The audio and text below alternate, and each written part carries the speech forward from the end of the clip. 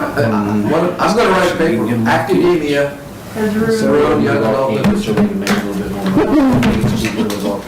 Well, but okay, counterpoint, even Plato said that we tell stories, we tell the most disturbing stories Yeah. to the children so that they know what to expect in life, Yeah, which presupposes. Yes. Not that we would be. they need to, you can't shelter them, That's I right. disagree with Means that that. they would have to be. But you don't need to, it's almost going all the way back on the other side to the preaching. The original young adult literature was all didactic from the I'm Christian not up there. I'm point of view, and now it's all progressive didactic.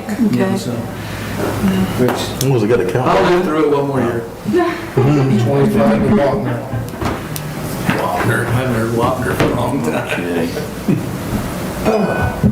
15 seconds. I had to have a nurse teach me how to put this mask on. Well, we're in good hands. How do I turn We gotta this? stand up and say it's showtime. Is that what it is? Just go back down and turn. 2, 1. Just slide your side button to silent here. You should have a side button. You should Hello? slide it to make it silent. Can you all hear me? You can? Yeah. Even though it says my microphone's not working? Great. I'm all right. Great. And everybody's muted? Except for you, Joe? 2, 3, 4. All right.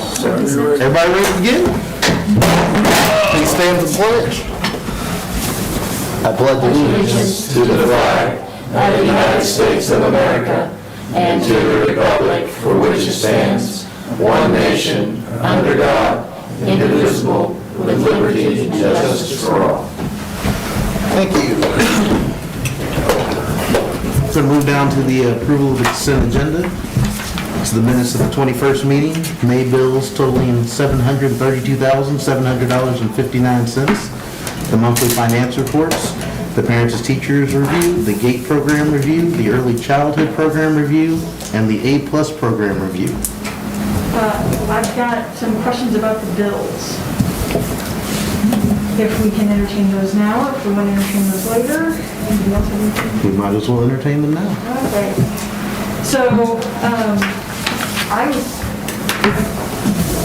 would like to know, what's the story on the $7,000 mesh banners?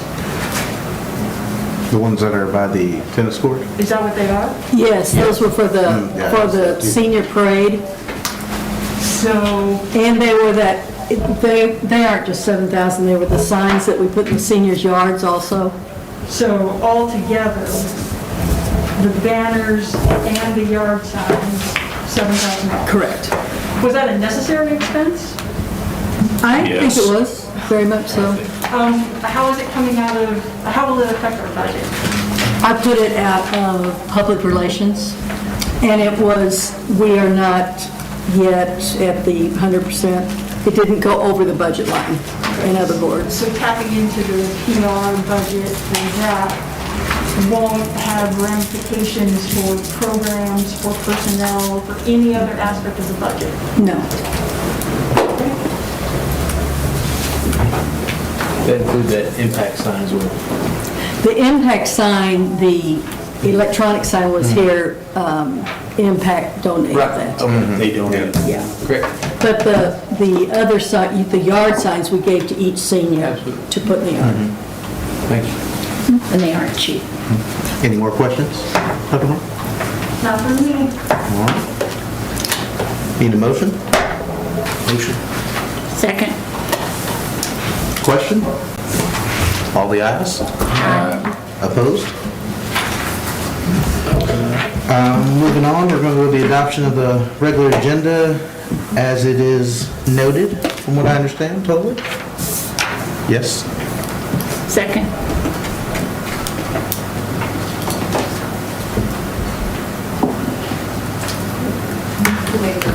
I was going to say, we didn't have a motion. Oh, I'll make a motion to. But somebody said, yeah. We have a motion from Kathy, second? Second. All right. Anyone else? No. Ayes? Aye. Nays? Thank you. There were no communication from the public, from what I understand. So going down to old business, communication from Spain Howard Primary Construction Project, so? Would you like to take over? Ryan, here. Ryan, can you hear us? Flip your mic off. There you go. Can you hear us? Yes, sir. There we go. I don't know what you can see, but we just got a mic on you. We got you up on the big screen. Carol and I spoke with Ryan and Dell today just to get a little bit of a feel on the progress of the Spain Howard in light of all the rain. And we asked Ryan if he wouldn't just speak to you for a few minutes this evening. We're planning on getting together with a group meeting with architects, possibly an engineer, and the construction people here in a week or two. We're still trying to work out the details on that, but we just asked Ryan to come and speak just a little bit briefly about some of the things going on out there, where we're at, kind of the struggles we've been facing. So Ryan, if you want to talk just a little bit, take it away. Sure. Appreciate you guys having me. So, kind of where we're at right now in the project, I know there's a lot of, just perceptions, or what you want to say, from people just looking at it from the outside looking in. We're finishing up the major steel bearing elements of the building. We're setting deck on that, and then the roof will follow that. We're kind of right at one of those spots where there's really only one, I don't want to say only one, but there's only a few things that you can be doing while you're just putting deck up on a building. So you can't obviously put the roof on until the deck's complete. We can't really do anything that we want to keep watertight until the deck is complete. But there are things that are getting done. We've been doing some work inside the existing school, the water lines and the recirc lines that go into the existing school. We're still finalizing some of the block work as well. But really, we should be hitting our stride. I think all the joists, from what I call today, all the joists and almost all of the beams and columns are set. So we're literally putting the deck down, and we're going to start roofing on Monday. Start setting all the roof material on the roof and start putting it down. The roofing material is on site. It's been on site. It's ready to go. We're having a meeting tomorrow for all of our overhead coordination for all MEP trays, which is all your duct work, your plumbing, your electrical, all your fire sprinkler lines.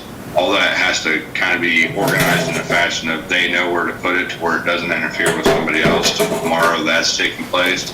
And once the deck's on, we're going to start hanging duct work inside there. And I don't know how much maybe all of you know about how the inside of the building finishes out. There's not a lot of drywall work.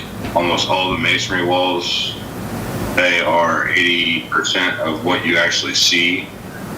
So there's not a lot of framing or drywall work that has to happen after that on the inside. Majority of that will get painted and finished. The flooring is VCT flooring, which is a pretty fast, quick install on that. So, and then the majority of that building is 12 rooms that are all pretty well identical to each other. There's not a lot of crazy different elements that change from room to room. So once we get inside and we get over the structure of the building, the beauty of masonry buildings is they're strong, they last forever, they don't burn, they're typically a great building. The bad part about masonry is you can't do it when it's cold and you can't do it when it's wet. So those are the two things you fight during the construction of it, but you end up with a very, what I would say, valuable product at the end of the day because it's a very strong, durable, long-lasting project. Like Barry alluded to, the rain's it's been a real issue out there. We've put down, I've put down a lot of gravel where we can to try to make things still continue to move, but site work becomes an issue whenever you have the lulls, those off-road forklifts running around. They're very hard on anything as far as the dirt goes, so you can't go in and grade it, make it look all pretty, and then drive over it with the lulls because it'll just destroy it all over again. Where we're at right now with the block finishing up, I've got another forklift out there that's not near as destructive as the lulls. So we can start performing the work as far as the grading work, the sidewalk work, the pavement work, getting some of the stuff, the base rock down for all those things while not completely destroying them with the other fork. So as of going forward, as of Monday, our earthwork and excavation company is supposed to be back on site. They'll start shipping, moving around, getting a lot of trash out of there as far as the block. The mixers will get moved, and then we can start doing some work in those areas as far as getting gravel down and getting it ready for pavement. Roofing next week, we should start hanging some of the pipe inside the building next week. None of that stuff can happen until all the joists are set and the decking on. So that's why it kind of feels like there hasn't been a lot of things happening, because that all has to happen before you can get underneath. Put the windows in. Other than that, Hey, Ryan, did you say windows sometime here? I think I heard Dale saying windows and doors. yeah, we can start putting the frames in anytime. We have to get the air barrier applied. That's another thing where we got to have some dry weather. The block needs to be dry as possible. The air barrier sprays onto the block and then wraps over the 2x framing to create a vapor barrier, and then the windows through to the 2x framing that you can see on the outside of the building. Looks like a whole bunch of U shapes on it right now. So those are all in place, they're ready. We're just waiting on a little bit of dry so we can spray the vapor barrier, and then the brick will start going on as well. So that's all, it's all starting in the next week or so, if the weather will hold off. Yeah, and I think from the outside, just from my perspective, I know there's been a lot of work done on those 6 safe rooms that you can't really see from the road. There's been a lot of Yeah, they're sheetrock out. and The electric. exhaust duct's in, Yeah. the plumbing's all in, the rough in for all the electrical's in there, the door frames are all in there. There's not a lot of work that has to happen inside those once we get it all blocked in. I just finish a little bit of drywall and paint them up, and then put all the furniture, the lockers and that sort of thing inside there, the ceilings. And the other thing you talked about earlier that I want to make sure so typically we wouldn't have been able to start till this week making the connection with the pipe fitters and the iron workers who had to tie the old building with the new, but for the last 6 weeks, both those groups have been there, they're out now, so. Yeah, there's pieces like that get are. inside there and do some of that work that would have been not able to do because of the kids being in there. So that was kind of one way we could take advantage of a weather day here and there, was jump in there and be able to run some of that pipe work and such are inside the existing building. So a lot of that stuff is ran, to a certain point where we can get onto it or grab onto it and go pretty simply once we get to that point. All the underground work is pretty well done. I think we've got to put 1 fire hydrant in, or 2 fire hydrants in, and make our water tie-in, but that's really a simple deal there. That all probably happens in the next couple of weeks whenever Tri-Smith gets back on site.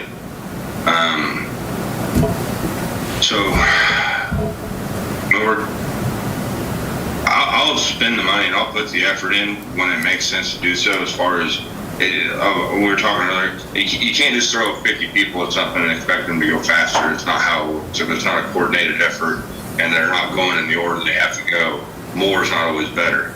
But when it comes to running things like ductwork, where it's big pieces, there's a lot of it, I can push and try to get some extra help there and take advantage of trying to make up some time in that fashion with overtime or with some Saturdays.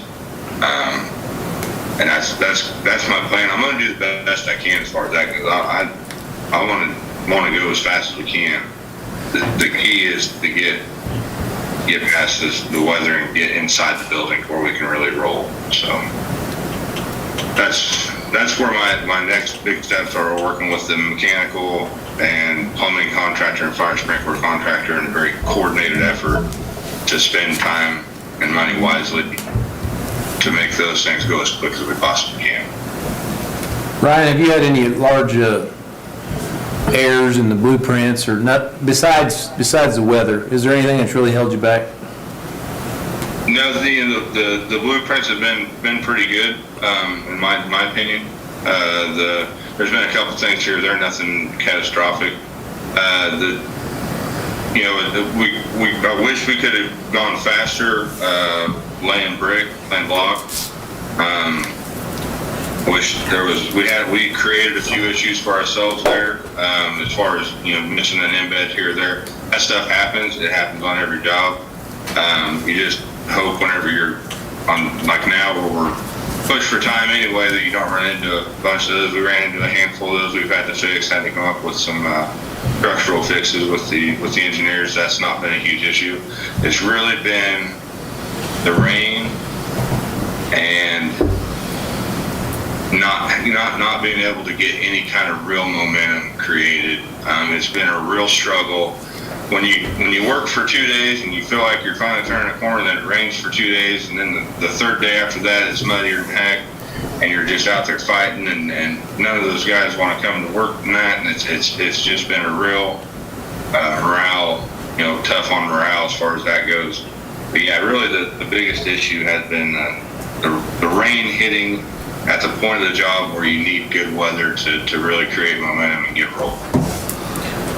And just from my being out there, I wouldn't say we've had too much of an issue with COVID. There might have been a worker or two towards the beginning of it but we lost a few. Yeah, we maybe had a some few people dipping out on us just because they thought they could get some time off if they wanted to. But I think there was a little bit of that with everybody. In a lot of my other jobs, it's really hurt the efficiency of the jobs. This one, I don't think so as much because we haven't had huge crews out there. It's been or a huge amount of different subcontractors. It's really been the 3-4 same subs out there doing the roughing and the masonry, the structure of the building. So I don't want to sit here and try to blame that for much of it. No, I don't think that's been a real issue out there.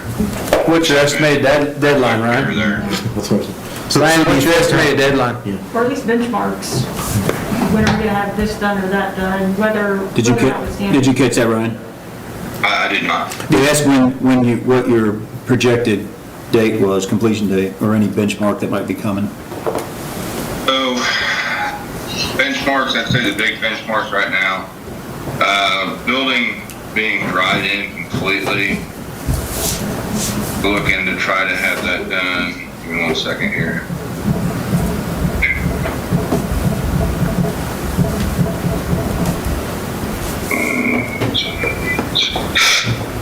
By the third week of June, we're hoping to have the building pretty well dried in. That's roof, that'd be your mansards, all that stuff would be on. I'm not saying every door and window will be stuck in the building, but a lot of the window frames should be. We laying brick, the fluid applied air barrier will be on.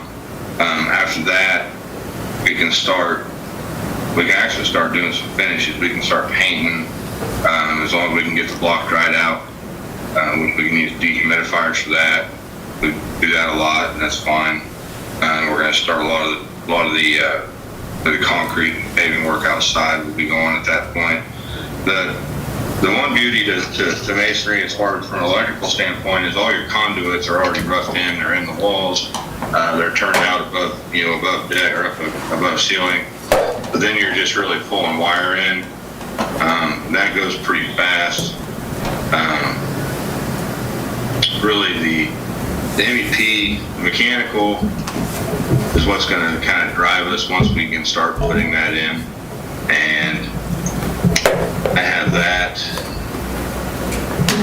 Basically, I had it kind of starting towards the middle of June, towards the end of June. I really think we're going to rack that back a couple, 3 weeks. So hopefully, maybe pick up a little bit of time there, which, that'll help out down the road. But I'm at this point, with the time we've lost, And where we're at, I'm shooting for the first week of September, hoping that's where we can hit at.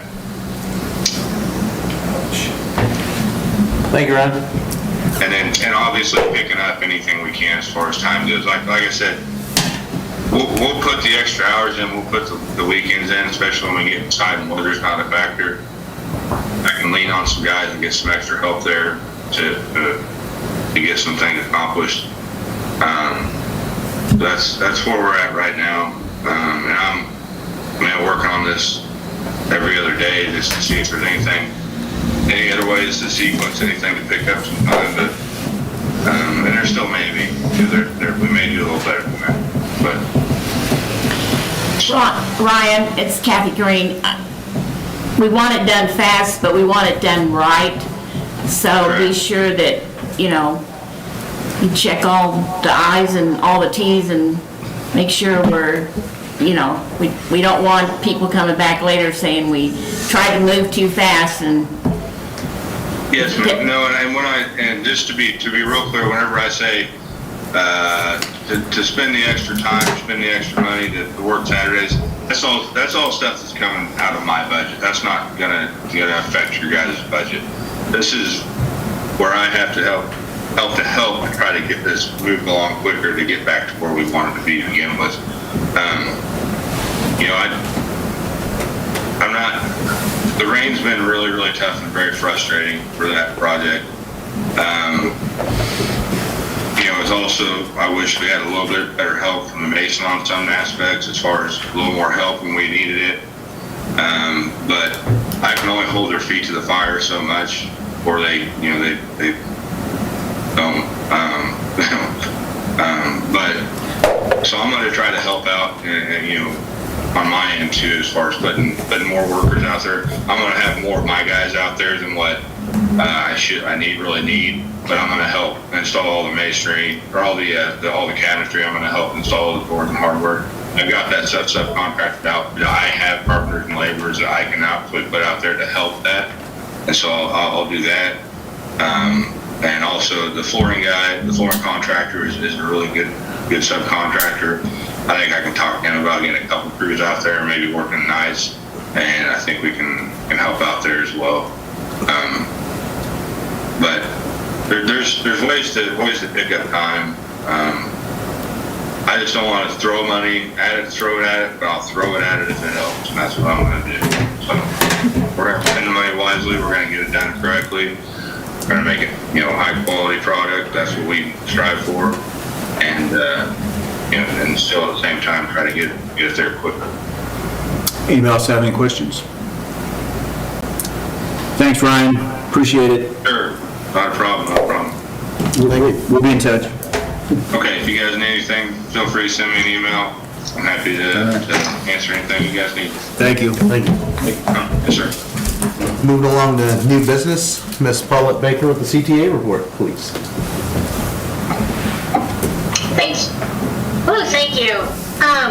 First, we would like to thank the PD committee for the opportunities that they've given us and keeping it neatly organized for teachers to get on during our time away from school. I heard a lot of good things about that.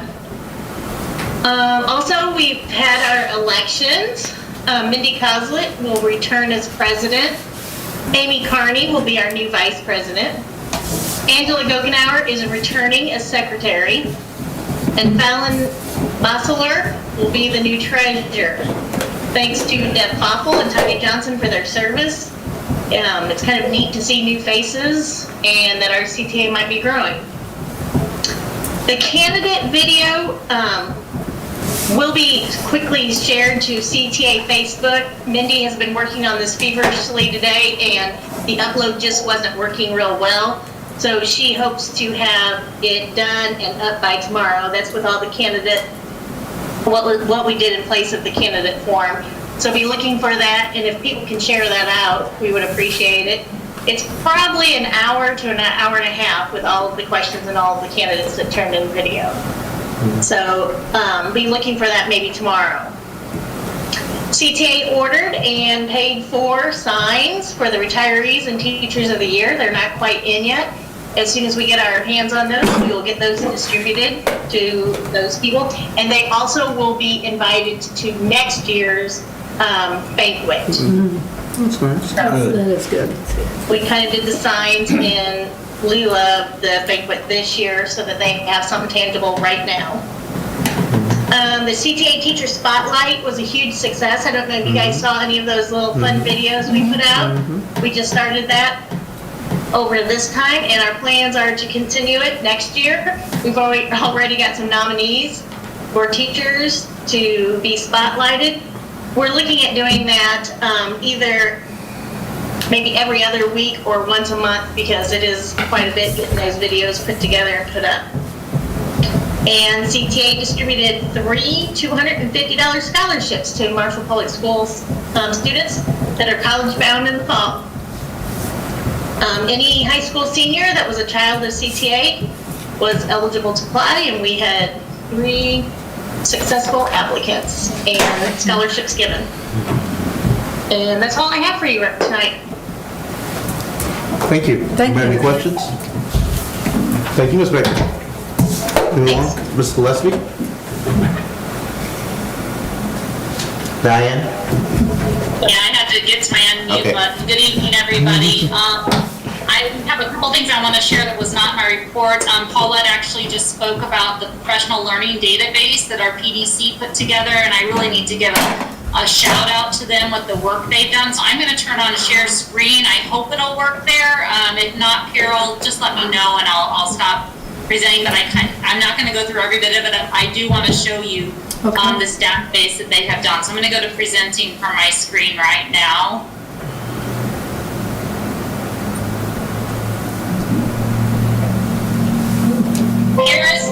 Here's what Paulette was speaking of. When we closed school, we realized that a lot of teachers were seeking out professional development opportunities, but were not physically able to obviously go to any professional development. So the executive team and the committee, our executive team is Gina Wise, Mindy Coslett, and Becky Fan. They came up with this idea to start building this database, and it had already kind of started prior to school closure because of COVID, because we are looking into going to the micro-credentialing, which I believe Gina presented on maybe in February prior to school closure. So this is kind of the platform that we're going to start building from for our micro-credentialing. This is just an amazing document for teachers to be able to see. I think we have about 25 to 30 different topics. At the bottom, you can see where I'm scrolling down here along the different topics that the teacher might choose. So let's say they wanted to, if they wanted to go to social and emotional learning, which is SEL, they can just click on this. Then there is just a plethora of YouTube videos, podcasts, webinars, all kinds of things that teachers can go to watch and see. Anywhere, like there's one that's a 9-minute video all the way up to a 60-minute webinar. We have topics that are also about distance learning. There's a specific page for our paraprofessionals. There's leadership PD, our ELL students. I believe there's a SPEDS page. We have our career and tech covered here. So this, the amount, here is dyslexia. The amount of resources for our teachers to be able to access from home, whether it's an article to be read, a webinar, a podcast to listen to, is just amazing. And the exec board started, I'm going to stop sharing my screen now, I think. Let me see, how do I do that?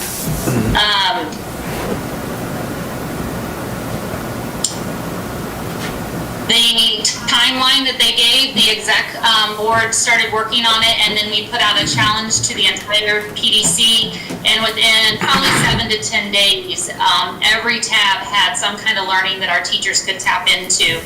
And if you notice, the last edit was made 4 days ago, so we continue to add anything that we find useful. One of the requirements was, though, that we had to go in and they had to go, I've been part of it, collecting too. We had to go in and make sure it was a legit professional development opportunity for our teachers, because a lot of things we're getting that are free are not as legit as the company might say they are. So I just have to give shout outs to the whole PDC committee. Gina's not on the agenda for this evening, but I want to shout out to her being the leader of that committee as well as her entire committee, because it is just a great platform that we'll continue to add to for teachers to utilize. The next thing I do want to share, this decision was made earlier in the month of May, but we did not want to confuse parents with the preschool screening that occurred.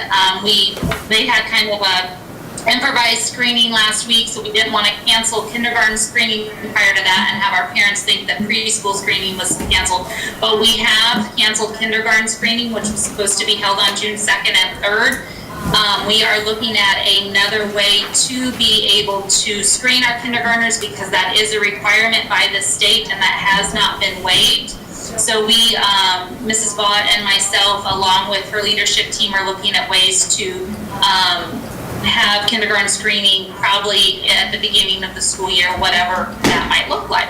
So that is out on our, it should be out on our webpage, out on our building level Facebook pages, as well as an announcement on KMMO that kindergarten screening has been canceled for June 2nd and 3rd. It was to be held at Benton Elementary.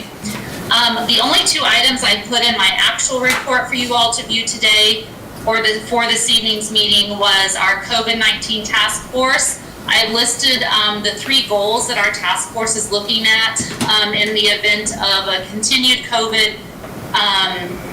continuing COVID concerns, as well as what school could look like next year. We have kind of 3 things that we're looking at is if school starts and social distancing is a requirement, if school start date is delayed more than a few weeks, and as well as if we find ourselves in another outbreak of the virus and we would have to close school again after starting school. I have to tell you, we have over 50 teachers, secretaries, school counselors, nurses, social workers, paraprofessionals, and our administration serving on this task force. We have 9 subcommittees that are all feeding into what our alternative school models could look like for the 2021 school year. I have sat most of my day today. I've been popping in and out of these COVID task force meetings. They're all being led by staff members. So it is very much their buy-in, it's their recommendations. They are doing research. There is an entire folder filled with things that they are either adding resources to, reading resources, they're helping each other. We have really talked about how this is a team effort, that health and wellness is one of our subgroups. That is going to feed into what does communication with parents in the community need to know. Health and wellness feeds into our facilities. Health and wellness feeds into the social and emotional support of our families. So it ultimately is one big task, but we've broken it down into these 9 subgroups to work towards making sure that we can have a plan. I can't say it's going to be the best laid out plan, because as you all know, you can have the most perfect plan, but you have to tweak it. But I do feel that we have a very capable task force working on this. Every meeting I was in today, and we actually were holding meetings last Thursday and Friday, the level of conversation, the passion about making sure that our students are getting starting the year out with the best kind of academics that we can provide for whatever, I guess, scenario you might find Marshall Public Schools find us in next year, is taken care of. They are working effortlessly to make sure we have a recommendation to Dr. Mayer by mid-June, and hopefully have a draft recommendation for her that she could then share with you all at the board meeting in June. That is our timeline benchmark right now, but it is a huge, huge task, and I want to make sure that they give it their all and have their voice be heard in this recommendation. It's a very high-level group, and I've really enjoyed working with them thus far. Are there any questions in regards to the COVID-19 task force report? When I wrote this report, we had not really started having meetings too much yet, and so I've just and they're still kind of really in their preliminary meetings. brainstorming ideas, and I have the feeling meetings 2 and 3 are going to start saying, here's how we're going to lay out our plan for our subgroup that will ultimately feed into a large plan. So are there any questions I hope I can answer? I should have had all my task force chair people with me, but I'll try to answer or get you the answer if I can't answer it for you. Anyone? Diane, I missed my invite on that, but I'm sure you'll catch me up. And I'm so sorry, Mr. Jakes, I, in fact, thought about that driving yesterday. I'm like, I did not invite Mr. Jakes to that meeting, and I'll get you caught up, okay? No problem. Thank you. Okay. If there aren't any further questions on that piece, the other part of my report for this evening, there is, I believe it's a 2-page document attached to my report about the academic slide that I know is a concern about us as a whole for not having class since March 13th. I met with every division's principals, either as a group or individually, kind of depending what division they fell in regards to what they were going to do with their staff members. I believe every grade level or content have met and have discussed the standards that were either not met or were not met with mastery. And there is the plan on what we're going, every building, what they have done. I've sat in majority of those meetings also if I was invited, and the level of, high level of conversation about their grade level standards and their content standards were just amazing. Our elementary had to sit through a lot more because they teach all the subjects, but every grade level took that on. We will be, whenever school starts again, there will be an emphasis on vertical teaming to revisit those standards so that second can bump to third, the whole gamut from K to 12, to make sure that it's fresh in their brains as they start up the school year, and what do I perhaps need to revisit, what do I embed in my current curriculum, if it's something I could embed at a later time. So that will be a focus of our professional development when we come back to school in the fall, again, whatever that looks like. And also, we will also spend some time, I know a lot of teachers talked about putting some of the missed skills into our OWL instruction, our OWL time next year, which is our focused instruction for 30 minutes a day. Elementary is looking at actually adding an extra 30 minutes for the first 4 to 6 weeks of school to also look at, right now we focus on ELA during our 30 minutes, but to add an extra 30 minutes, not for the entire school year, just the first 4 weeks of school, to focus on math and science if needed. And then in regards to assessment, Mr. Paprick and I in this week are going to have a conversation about how we could, since we were not given the opportunity for math and EOC or local assessments actually, for the 19-20 school year for spring of 20, he and I are going to speak about what are some plans we can put into place for next year to have some predictors and have conversations for our teachers in regards to the standards that we might be lacking mastery on. And we also have to kind of wait from what the state says will be the outcome of what our spring of 21 test scores will mean. Are they going to be a benchmark? Are they going to be as heavy on APR? Those are all decisions the state is still working on, and I have no prediction of when those might come out. So you do have that report in regards to each division, and if there are any questions about the academic slide, I would be glad to answer those. Yeah, Diane, this is Erin. I just had a couple of questions about the academic slide. Can you hear me okay? I think so. If not, I'll ask Dr. Mayer to repeat it. Okay, no problem. And thank you, Kim. My only question really was about pre-K and SCCC. Those are the ones that seem to be the lightest on detail about what the plan going forward is. With pre-K, I get the idea that they're going to be following the standards provided by DESE, so at least there are some standards that they are going to be following there. With SCCC, there seems to be more of a sort of we'll see what happens kind of approach. I really am, I would just like to know what kind of follow-up we can get about how those plans develop as they become more specific. Because I get that they're still ongoing, but right now they're light on detail. Sure. Okay, so let me just make sure I heard you correct. Sure. There was a little bit of feedback. You want to know a little bit more details on the early childhood, that there are standards that we do have from DESE that we follow. A little more details there. Am I correct on the early childhood piece, Dr. Meyer? Yeah, and how they are, what their plan for, work going forward vis-à-vis those standards is. Sure. Well, when I spoke with Mrs. Vaught about this, and Mrs. Vaught's actually on this call, so if I misinterpret our conversation, I know she will stop me and help me out here, but their curriculum is very much based on play. So in regards to missing something, it's a little harder to target that they did not get something, because 3-year-olds is really about social playing, learning to be good friends, those kind of things. Yeah, sure. And for 3-year-olds, it's those academic skills kind of start to come in the middle of the year, where we're starting to do a heavier prep for preschool. And so when I spoke with her, it is really about just continuing what's age appropriate for 3- and 4-year-olds.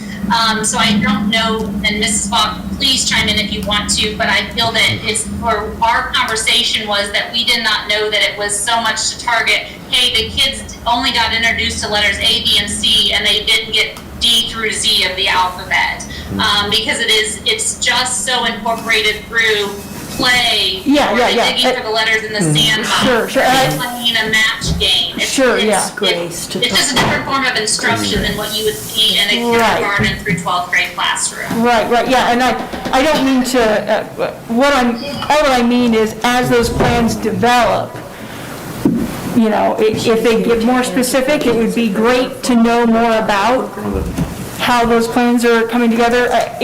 I'm heartened, there's DESE standards, I'm glad we're following those.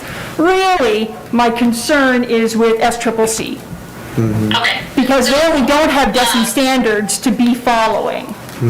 Sure. So for the Career Center, when I spoke with Mrs. Dobbins, they do not have the same kind of standards you might find if you were to go in and look at the Missouri Learning Standards for kindergarten through 12th grade. They have competencies that they have to meet in their content areas. So, and a lot of the teachers there, for instance, mechanics 1 and 2 are taught by the same person. So he knows what they did not cover in mechanics 1 that he's going to have to make sure he meets in mechanics 2. And how will he report back on that? That's really my question. How are we going to know whether our students in those classes are meeting the outcomes? So so Mrs. Dobbins and I, when I spoke, she said it'll be something that they will have to introduce at the beginning of their lessons, or I'm sorry, the beginning of the school year, and or embed it through, so I don't know much about auto mechanics, but if they were taking a car apart and they learned about part A that they took apart in mechanics 1, or they did not learn about it, they can't move to that part of mechanics 2 without that piece. So it is really, it kind of all is, they kind of morph together, I guess, and I can ask Mrs. Dobbins to write something better up for you, and I don't mind doing that. Better is not the point. This is better. Pieces that are missing because they pile on each other, kind of.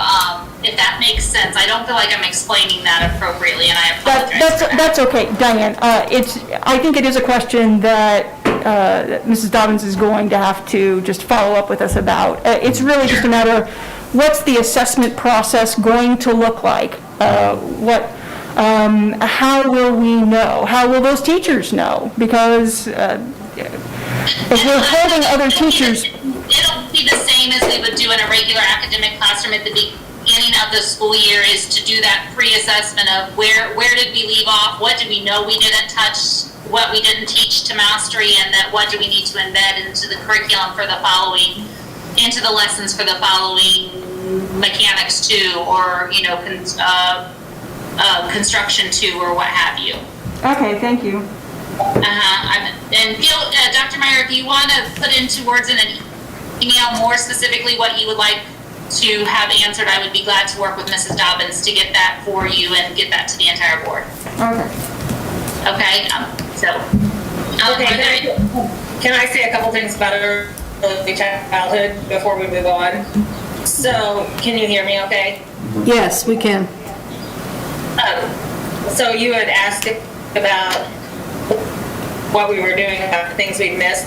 Our program actually ends a little bit before everybody else's does because we have our trainings that we do, we have our end of the year assessment. So as far as like alphabet letters and things like that they missed, we actually finished all the alphabet letters up probably by the 3rd week of April. So they only missed about a month worth of alphabet letters because we have reviews in there. So our kids did miss stuff, but they were, exposure is the big thing in early childhood. We want to expose them to different things, not so much them to master things because it's just not age appropriate for them to do that. It's all about exposure at this point, getting them used to routines and being in school and getting along with friends and following directions, even holding their lunch tray, carrying their lunch tray by themselves. So early childhood is a lot about exposure, not so much focused on academics. Does that help answer your question a little bit? Yeah. And I really just wanted to know how we're following up with things like that. So how do we know that those students, Well, I think the criteria is ambiguous in those is the reconfiguration next year with my early childhood kids being in the same building as the kindergarten teachers because my teachers are there to help. I'm sorry, I'm sitting outside and there's dogs barking. My teachers will be there to help give ideas about the kids who might be struggling or to answer some questions that those kindergarten teachers may have, which we've never really had that opportunity so easily accessible before. So I think it's a perfect timing for us to be moving into a building together as well. so you're planning on building in that interpersonal collaboration, that vertical collaboration? Vertical learning, like every Yeah. other grade is gonna have to use. Okay, yep, all right, that answers my question. Thank you very much, Ms. Vaught. And Diana, Yep. and Aaron, please correct me if I'm wrong. I think Callie's got a huge hurdle to get over with several new employees, trying to figure out the learning curve of what they had and what they didn't have. And I think she just wants some clarification as the summer goes on to see what those standards and steps are going to be. Yeah, that's it, that's exactly it, that's all. And Mrs. Dobbins and I spoke about that there's going to have to be a lot of conversation between those departments that are all new staff members or a classroom that might have a brand new staff member because, and I said that's going to have to be one of her expectations for those teachers to exit out of her building to make sure that we have good documentation of where those students left off, what skills do they not have to move forward in that project-based learning environment over there. So she is very, very aware of what needs to happen, and I will be glad to work with her to get a more definite plan for you all to understand, because there is a turnover in a rather large turnover in her building, and some of our all of the classes in the Career Center are important, but some of those that then it just won't happen, so. All right, yep, thank you. Thank you. Yes. Diane, Anything for me today? Diane, it's Kathy. So you're going to test the kids when school starts to see how far behind we are. We don't have any idea yet where we're, you know.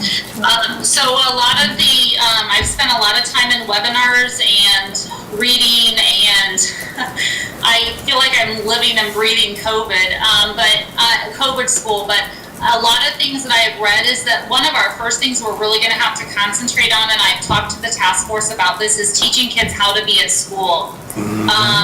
Different. The school's never going to look like what it looked like on March 13th for us again, and if it does, it's going to probably be a little bit down a few years. So they're suggesting that unless they fall in a category where we have to do that testing, like some of our subgroups, that we're really teaching kids how to be at school in the new world, and then start the assessment. But as soon as we can start assessments, we will be doing some teacher-created ones that are aligned to the standards that they know perhaps that they touched on it, which were kind of our number 2s in our survey that we did. You know, we started, but we did not master those, and we'll do some teacher-made ones as well as use some of our local online assessments that we currently have. A lot of our teachers are working with a program called EduLastic, which is a platform to house assessments that are MAP and EOC-like, and so we will also be creating some of those to test those standards from the previous grade to see where we are. Part of that conversation at the beginning of the year in our vertical teaming will also be what resources do I need from the class or the grade level prior to help me teach what they may have missed, whether that's in my class, in AL time, wherever that might be. So yes, we will be doing some assessments, but I don't want you all to feel like the first week of school we're going to start assessing kids, because we're really going to have to get a new routine, whatever that might look like, as well as build those relationships up and remind our kids that even though you haven't seen us since March, we're still here and we're still your teachers, and build those communities again. But as soon as we can start assessing, we will to know where they left off, or what they lost in the time since we've seen them. The other thing is, do the teachers have any idea how many kids actually did their work that needed to be done? Dr. Whether we Correct took- me if I'm wrong, but I think we're looking at, was it about a 25 to 30% continued participation from our district, from our students? Okay, so we're gonna have a long way to go. And another thing that we've had to talk a lot about is that there were a few blessings of this, but one of the blessings was it was at the end of the school year, so we could take their third quarter grades and use those unless they needed to improve for fourth grade, which was mainly for high school for credit, for their credits. It's going to have to look very much different in the beginning of the school year because we're starting a new grade level. And they only have so many days in that grade level to be that, or in that content area in the middle and high school. So it's all something that our curriculum task force and our alternative school day COVID task force team members are looking at very seriously to see where they are. And we have to move fast, but we also have to move slow at the same time, if that can even happen. Yeah. And Diane, I'd like to comment on that, on Kathy's question. One of the issues that we and every other district in the nation has faced is that we lack connectivity, and we lack internet service, and we lack not necessarily devices, but some devices. Sometimes we are tempted to look at the high school and say, well, we've got 50% of our kids who have devices and 60% who have connectivity, or vice versa. The younger kids are the ones that actually have a very high percentage of not being connected or not being able to learn or take part in their classroom remotely. So it is a significant problem for us and for many other districts. But as we move forward in this very strange world, and as we think about things like snow days, we are going to have to figure out and try to work with the challenges that we have when we have a population that really has a significant number of kids without connectivity. And to follow up on that, if you look at the 9 or 10 subgroups that we have for the task force, I did not specifically choose one for equity. It is a main focus. If you hear anybody talk anything education, it's the equity, which speaks to what Dr. Mayer just said. Most of the time it is about connectivity or the access to a device. We've decided that the task force, that equity needs to be embedded inside every one of those subgroups rather than looking at equity as a separate piece. So if you were to look at India, the agendas, equity is at the top or infused somewhere in the agenda of all of our subgroups, because it does affect every one of those subgroups, some more than others. So equity is at the top of our task force chair and their members' thought process at all times, so that we can start to hopefully have more access and or more support for all of our students and families.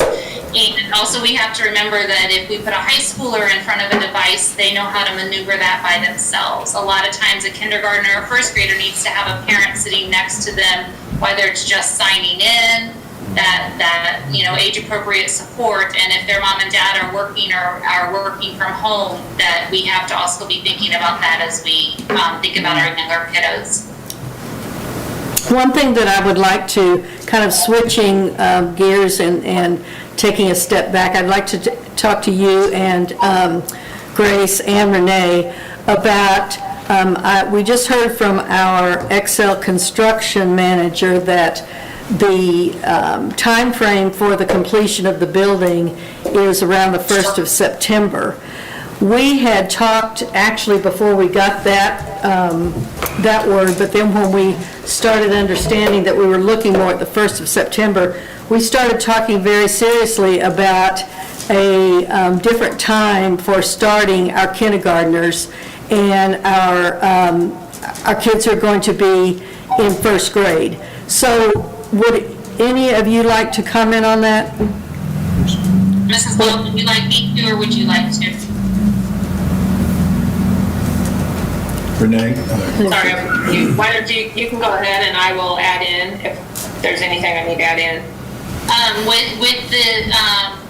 With the delay of perhaps the entire building being ready for all pre-K and kindergarten, we have discussed, Mrs. Vaught and I sat down and discussed what it might look like to start our preschool students a little bit later, and have those teachers co-teach or team teach with a kindergarten teacher to be there, just like Renee was speaking a moment ago, to kind of give that bridge and that gap that, here were the 13 of the 26 letters they did not get to be exposed to in preschool. A lot of the trainings that we've sat through is all hands on deck. So if that is providing some more support those first 4, again, it all depends when we can actually get back in the buildings and what that looks like, but all hands on deck. In fact, I'm signed up myself to teach first grade for if need be, and I think it will be, for a portion of my day when school starts up. So it is to help those younger kids I don't know, in my world, I think about first grade, it's the biggest reading gain expectation year of any other grade level. And I don't think Mrs. Baker is on here. She could tell me the exact levels of reading that students have to go through to get to be a second grader, but it's quite a few. So those are real concerns of ours because, as you all know, those are our little sponges, and they've missed out on a quarter of being that sponge. There's a lot of maturity that happens in pre-K, kindergarten, and first grade from about February 1 to the end of the school year.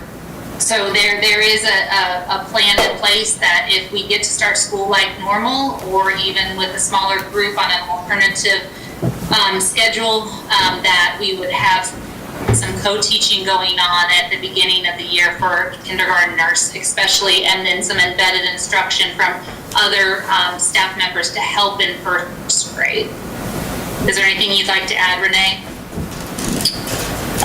I don't think so. That's pretty much it that we had talked about. So I think it's another positive of the building, all of us being together, is it'll be easy to, if that's what we need to do, that'll be an easy transition for everybody.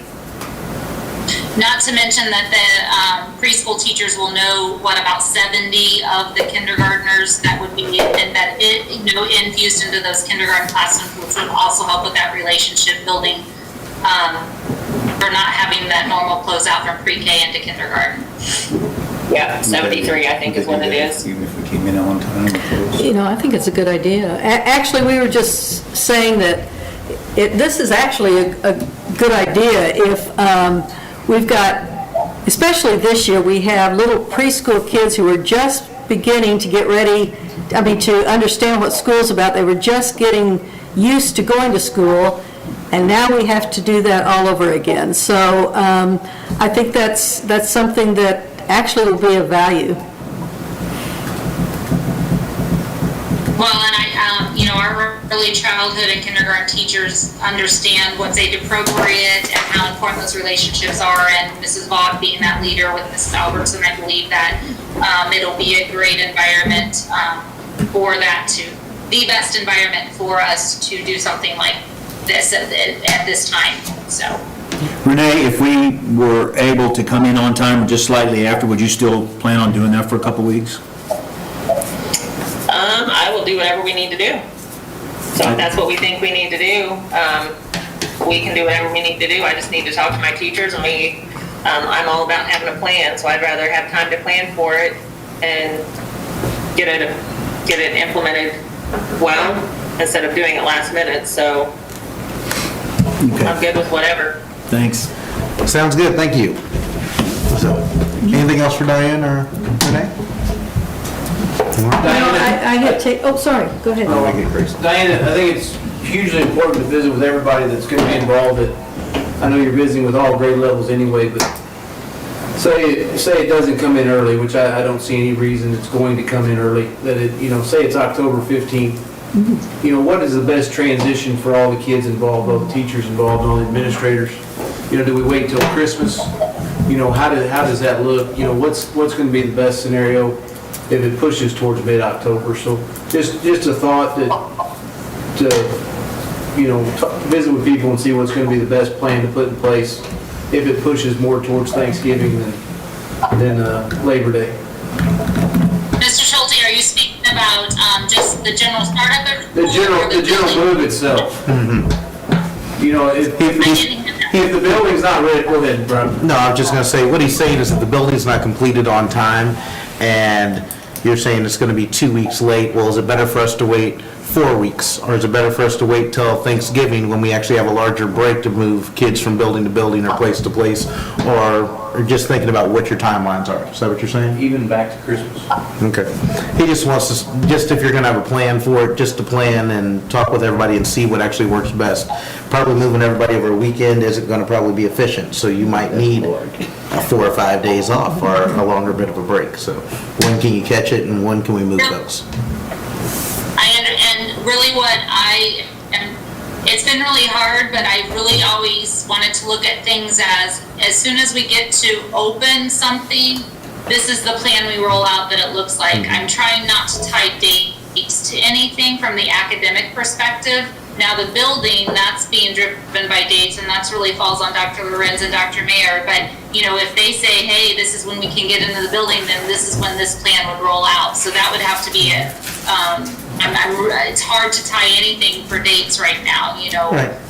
So it just really, when this happens, this is what we're going to do, is the kind of plan. And I think that the task force is very diverse and a lot of experts on there, and I have true faith in them that they will make sure the recommendations take in as many different considerations as we would need to. And then we have some administrators on there, and it was open to the entire district. There was no decision, there was no, if you wanted to be on the task force, you're on the task force. So,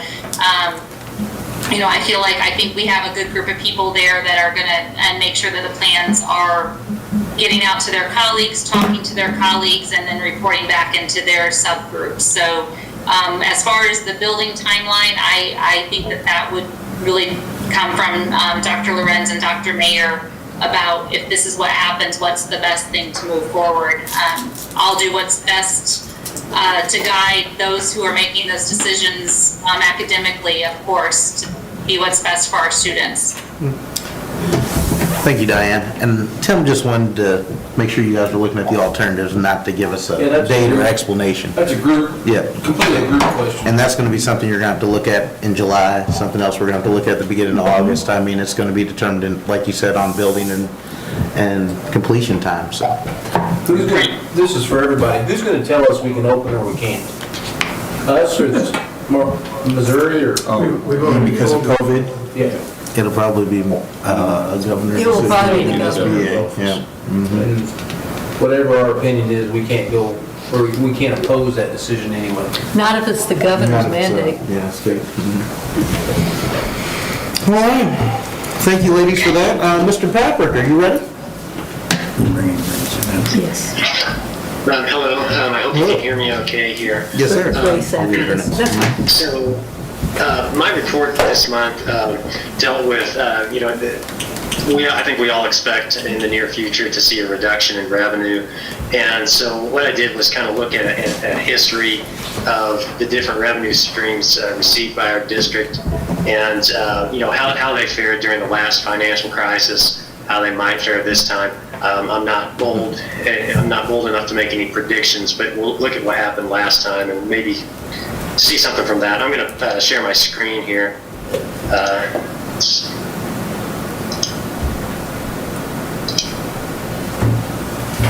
Okay, can everybody see that then? Yes, sir.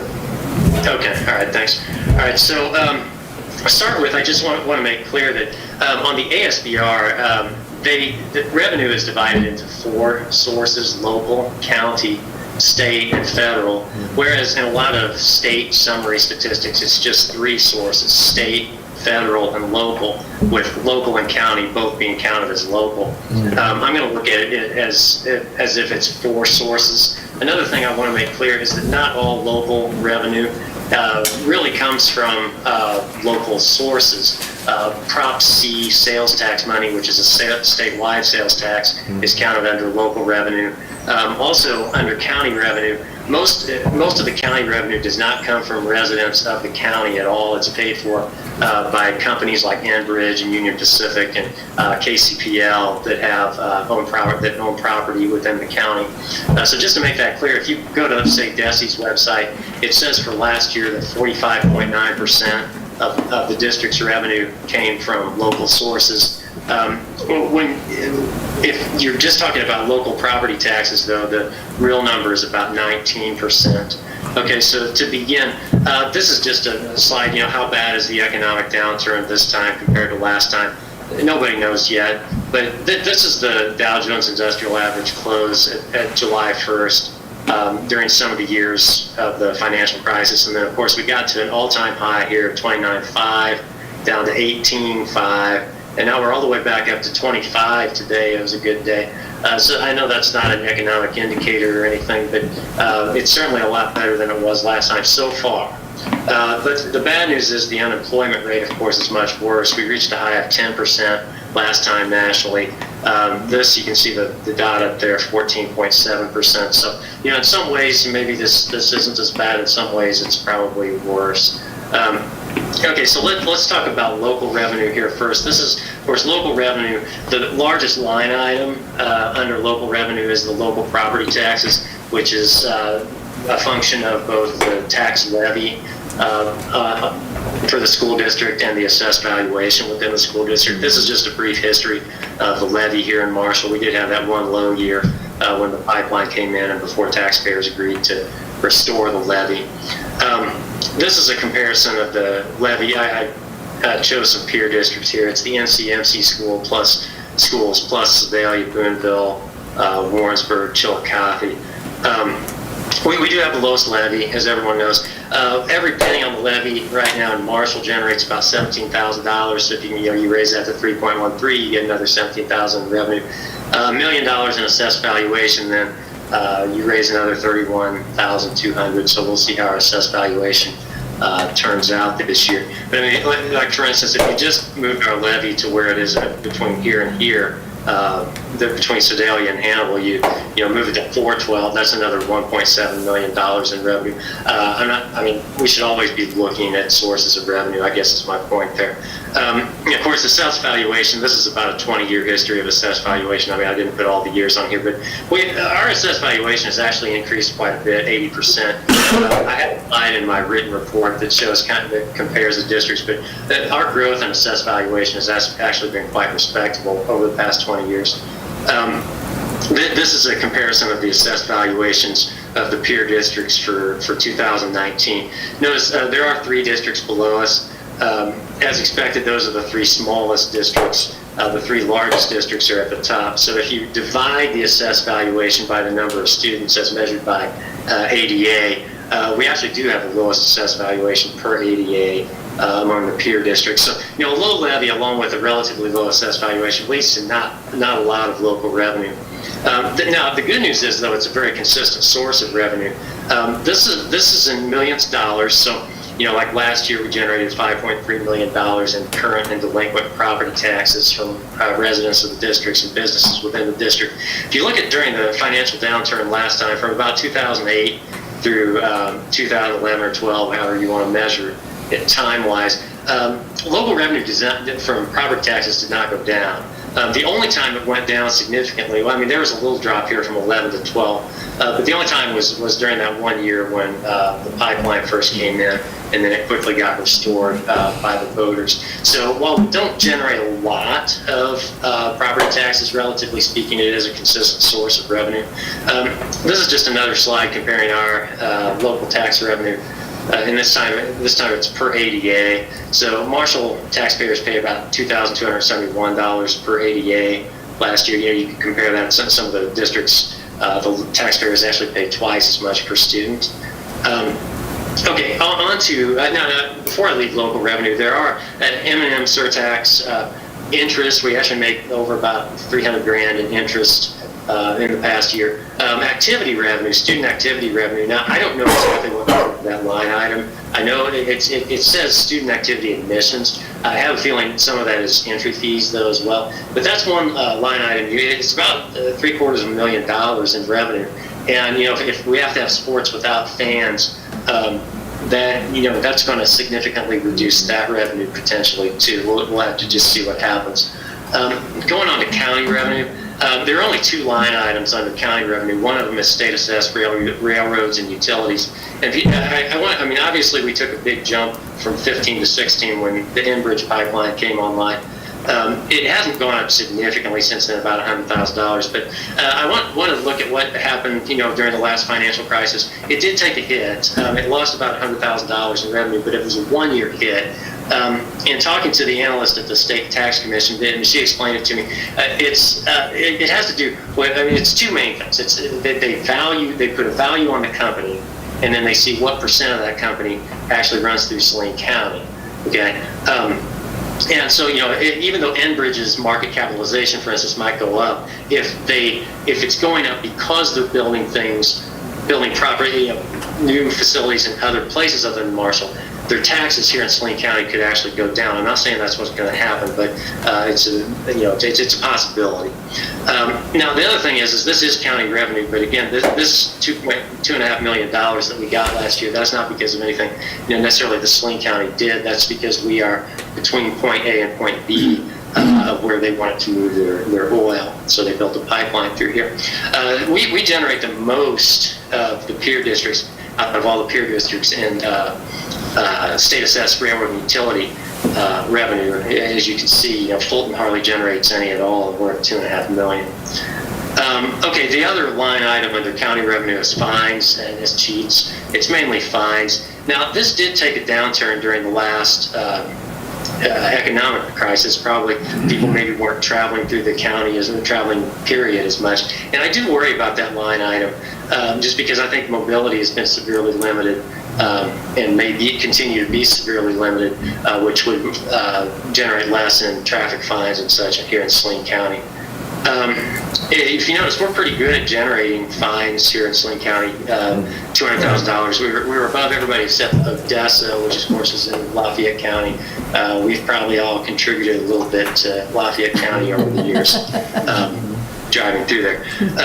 Okay, so that's county revenue. State revenue. Now, state revenue took the biggest hit out of any line item. Now, let me be clear. This is total state revenue. In the written report, I divided it out between formula money, Prop C money, and so on and so forth. But this is total state money. They can take money away from a formula, put it in transportation, vice versa. So this is total state revenue. Not quite $2 million drop. It was about a $1.8 million drop from 2009 to 2010, and it took a while to come back up. A couple of comments there. Number one, that drop off here is huge, obviously, but the rebound was actually a little more significant than these numbers show. State revenue, of course, is driven by the number of students you have measured by weighted ADA, and Marshall shrunk a bit during that time period. If you notice, we were at 2413 here in 2009, down to 2256 in 2011. So part of that decrease in state revenue wasn't necessarily due to the lack of how much the state was giving per ADA. It was the fact that we also dropped ADA. So so we had a pretty good bump. 2018 to 2019. The final story hadn't been written for 2020 yet, but the preliminary numbers look good. I don't remember what it was, the enrollment off the top of my head for this year, but it was actually a little bit better than last year so far. We'll see how that goes. Okay, federal revenue. Now, look at what happened during the last financial crisis. If you remember, there was a stimulus package. So from 2009 to 2010, remember, that was where the huge drop-off in state revenue occurred. But in federal revenue, the federal revenue came in and plugged that hole. There was about over a $2 million bump from 2009 to 2010.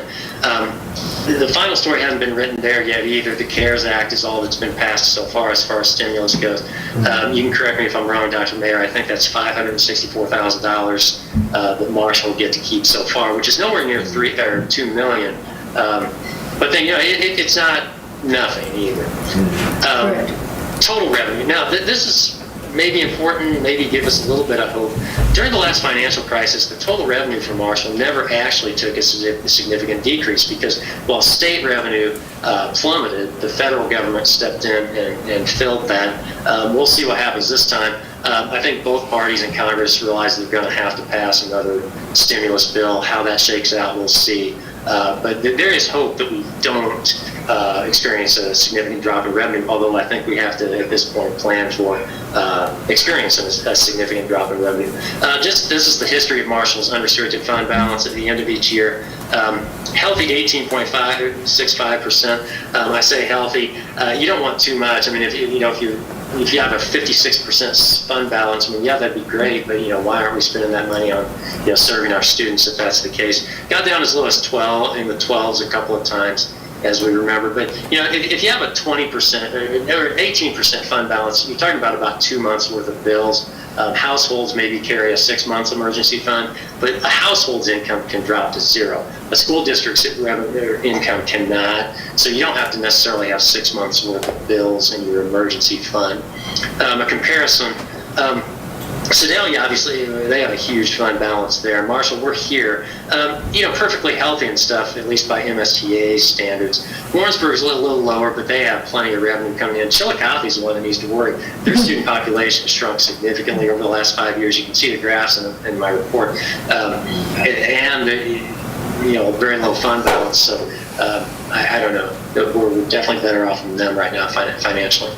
A couple notes. Sales tax revenue in Missouri was actually up 0.2% in April of this year from April of 2019. General revenue was down significantly according to the state's report that came out May 7th. However, what they didn't mention, and what everybody knows though, is nobody's paid their income tax yet because it's not due till July 15th. So yeah, state revenue is going to be down for right now. Now, it probably will be down. And I expect sales tax to probably not be as strong as they expected. But for right now, sales tax revenue actually was up.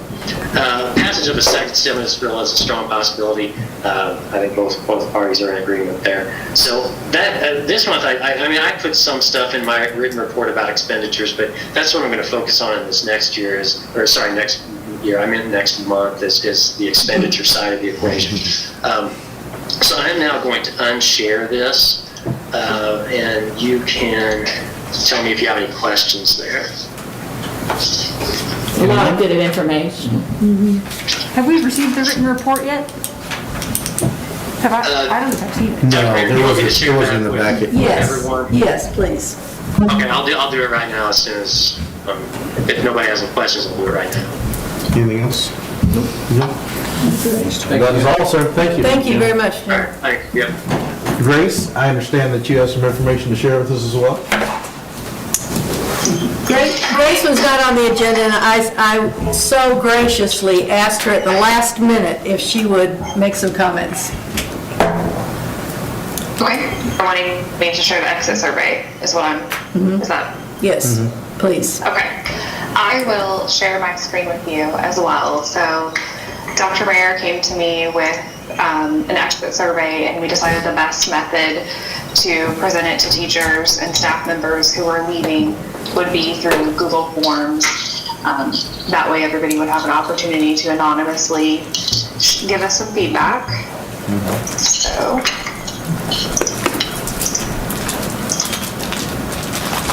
Okay.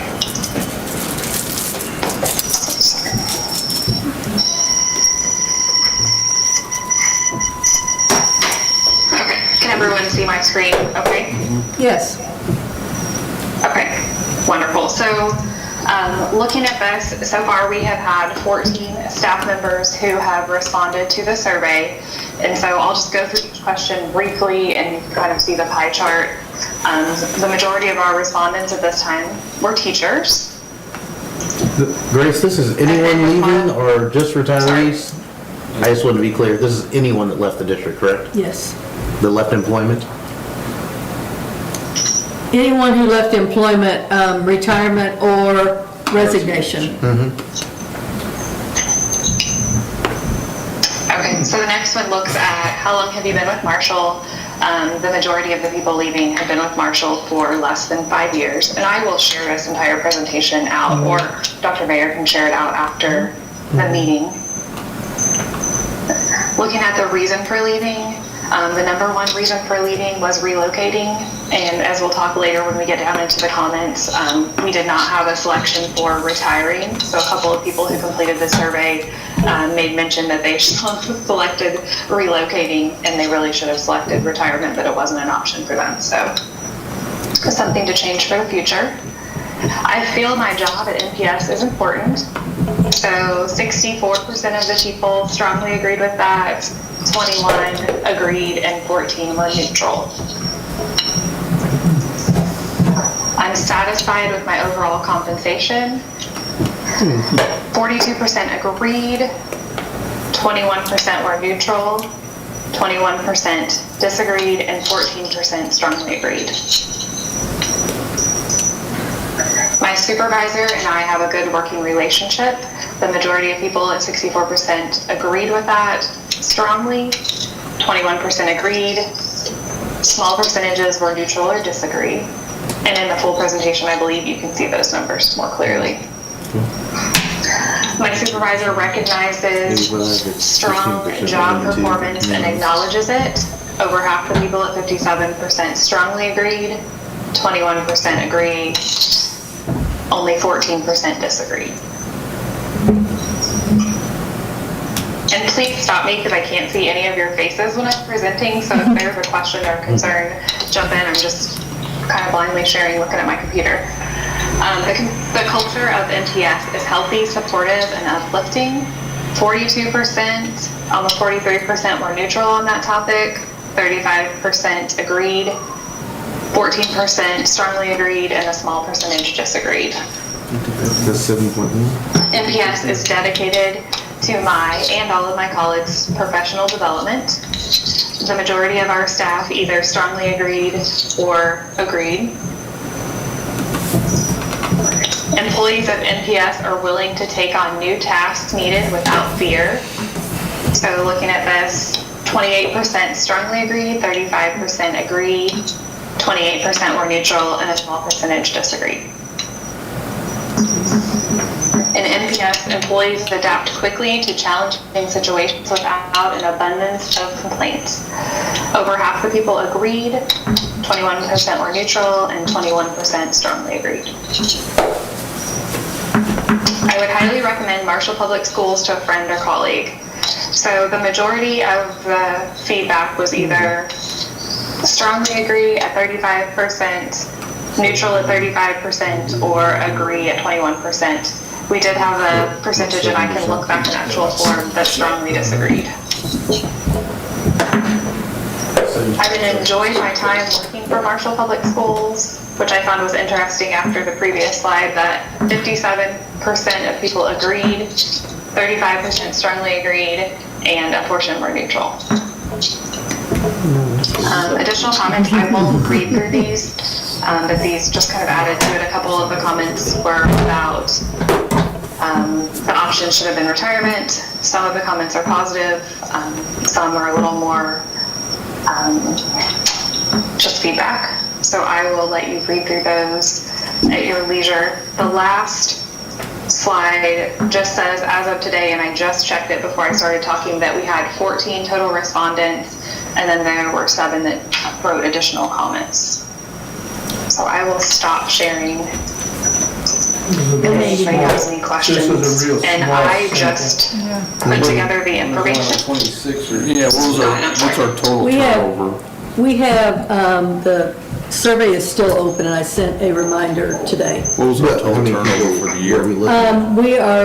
We have 26 leaving. So we've had So roughly 50% response. And I think they got the survey like at the beginning of last week, so last week was very rushed. I'm hoping that more will take the opportunity to take the survey this week, since they do still have their emails open. Are they turning them in anonymously? Who are they turning them into? They submit it to the Google Forms, which is anonymous. So, Grace, you're the one compiling these? I have access and Dr. Mayer has access, and we are not collecting email addresses on responses. It's purely anonymous. So literally what I can see on the screen, those graphs that I shared, are all the information that I have in front of me. So we don't have any way of knowing what people to reach out to that haven't completed it. So we're just hoping that some of those other individuals go ahead and reach back out to us and fill out the survey. The program creates the graphs, correct? Yes, I did not So take that. Yes. we don't count them up and then create the graphs. Was there just one overall section for comments? Like down at the bottom, not by Yeah, section, like here, I'm if you would like dissatisfied me- because of this? Hang on 1 second, I will share.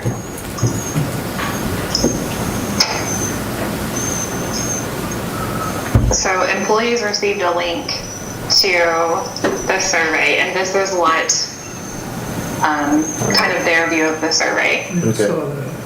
And then at the very bottom, because you've already heard all the questions, they're just a spot that they could leave as much feedback as they wanted. Right.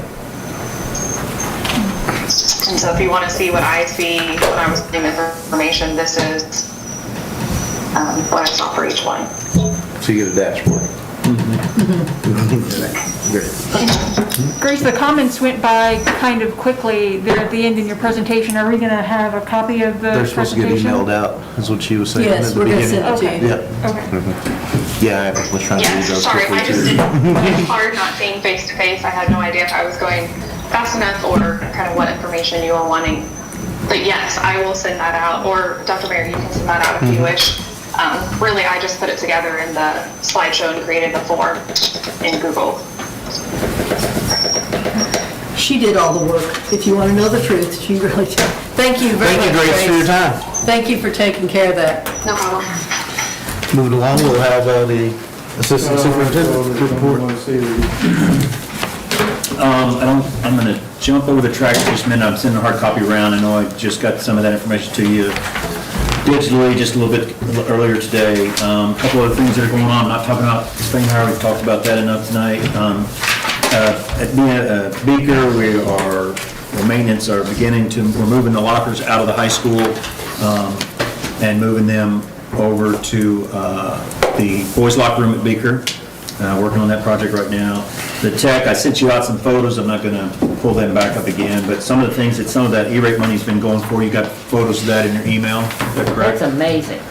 Yeah, it's really helped. The rack, just getting the newer racks, the newer equipment, tidying it up, it's just been really, really nice. Not only makes it more efficient, but it makes it nicer to work around. They finished installing the new wireless at Benton and Northwest and Eastwood, and then you saw the restructured closets as Northwest and Spainhauer,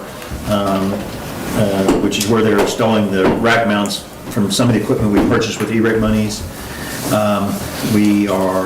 Teachers have been working hard to get stuff boxed up. We had a little box issue that apparently got out there and got ahead of us. It just went through them quicker than I was ready for. We had several pallets, so we sent a van and ready to go for it. We got another van load of boxes on Friday. We got pickup place here in town we're getting some boxes from, so it overwhelmed us there for a day or so, but I think we're back over on top of it. The principals are in closer contact. I talked to all of them this morning in one group. Several of them had enough, a couple of them are going to be close, so we're working about sharing around what we need and them giving me just a little bit of heads up in case I need to run somewhere to pick up another load of that. What about help getting somebody, I mean... We started I've got a crew, well, we've got the custodians are helping get that ready. You mean the move part or the boxing part or? Any of it. Well, we picked up about 4 or 5 summer help to go along with our, with Greg and Danica, who've been working with us. They'll be running 2 crews, so we'll end up having 2 moving crews once we actually start getting moving. We're starting out at Spainhauer. We had that which was a late comer to the game. We had a chiller issue, our new chiller out at Spainhauer. It's a fan on there. You want to go kick it?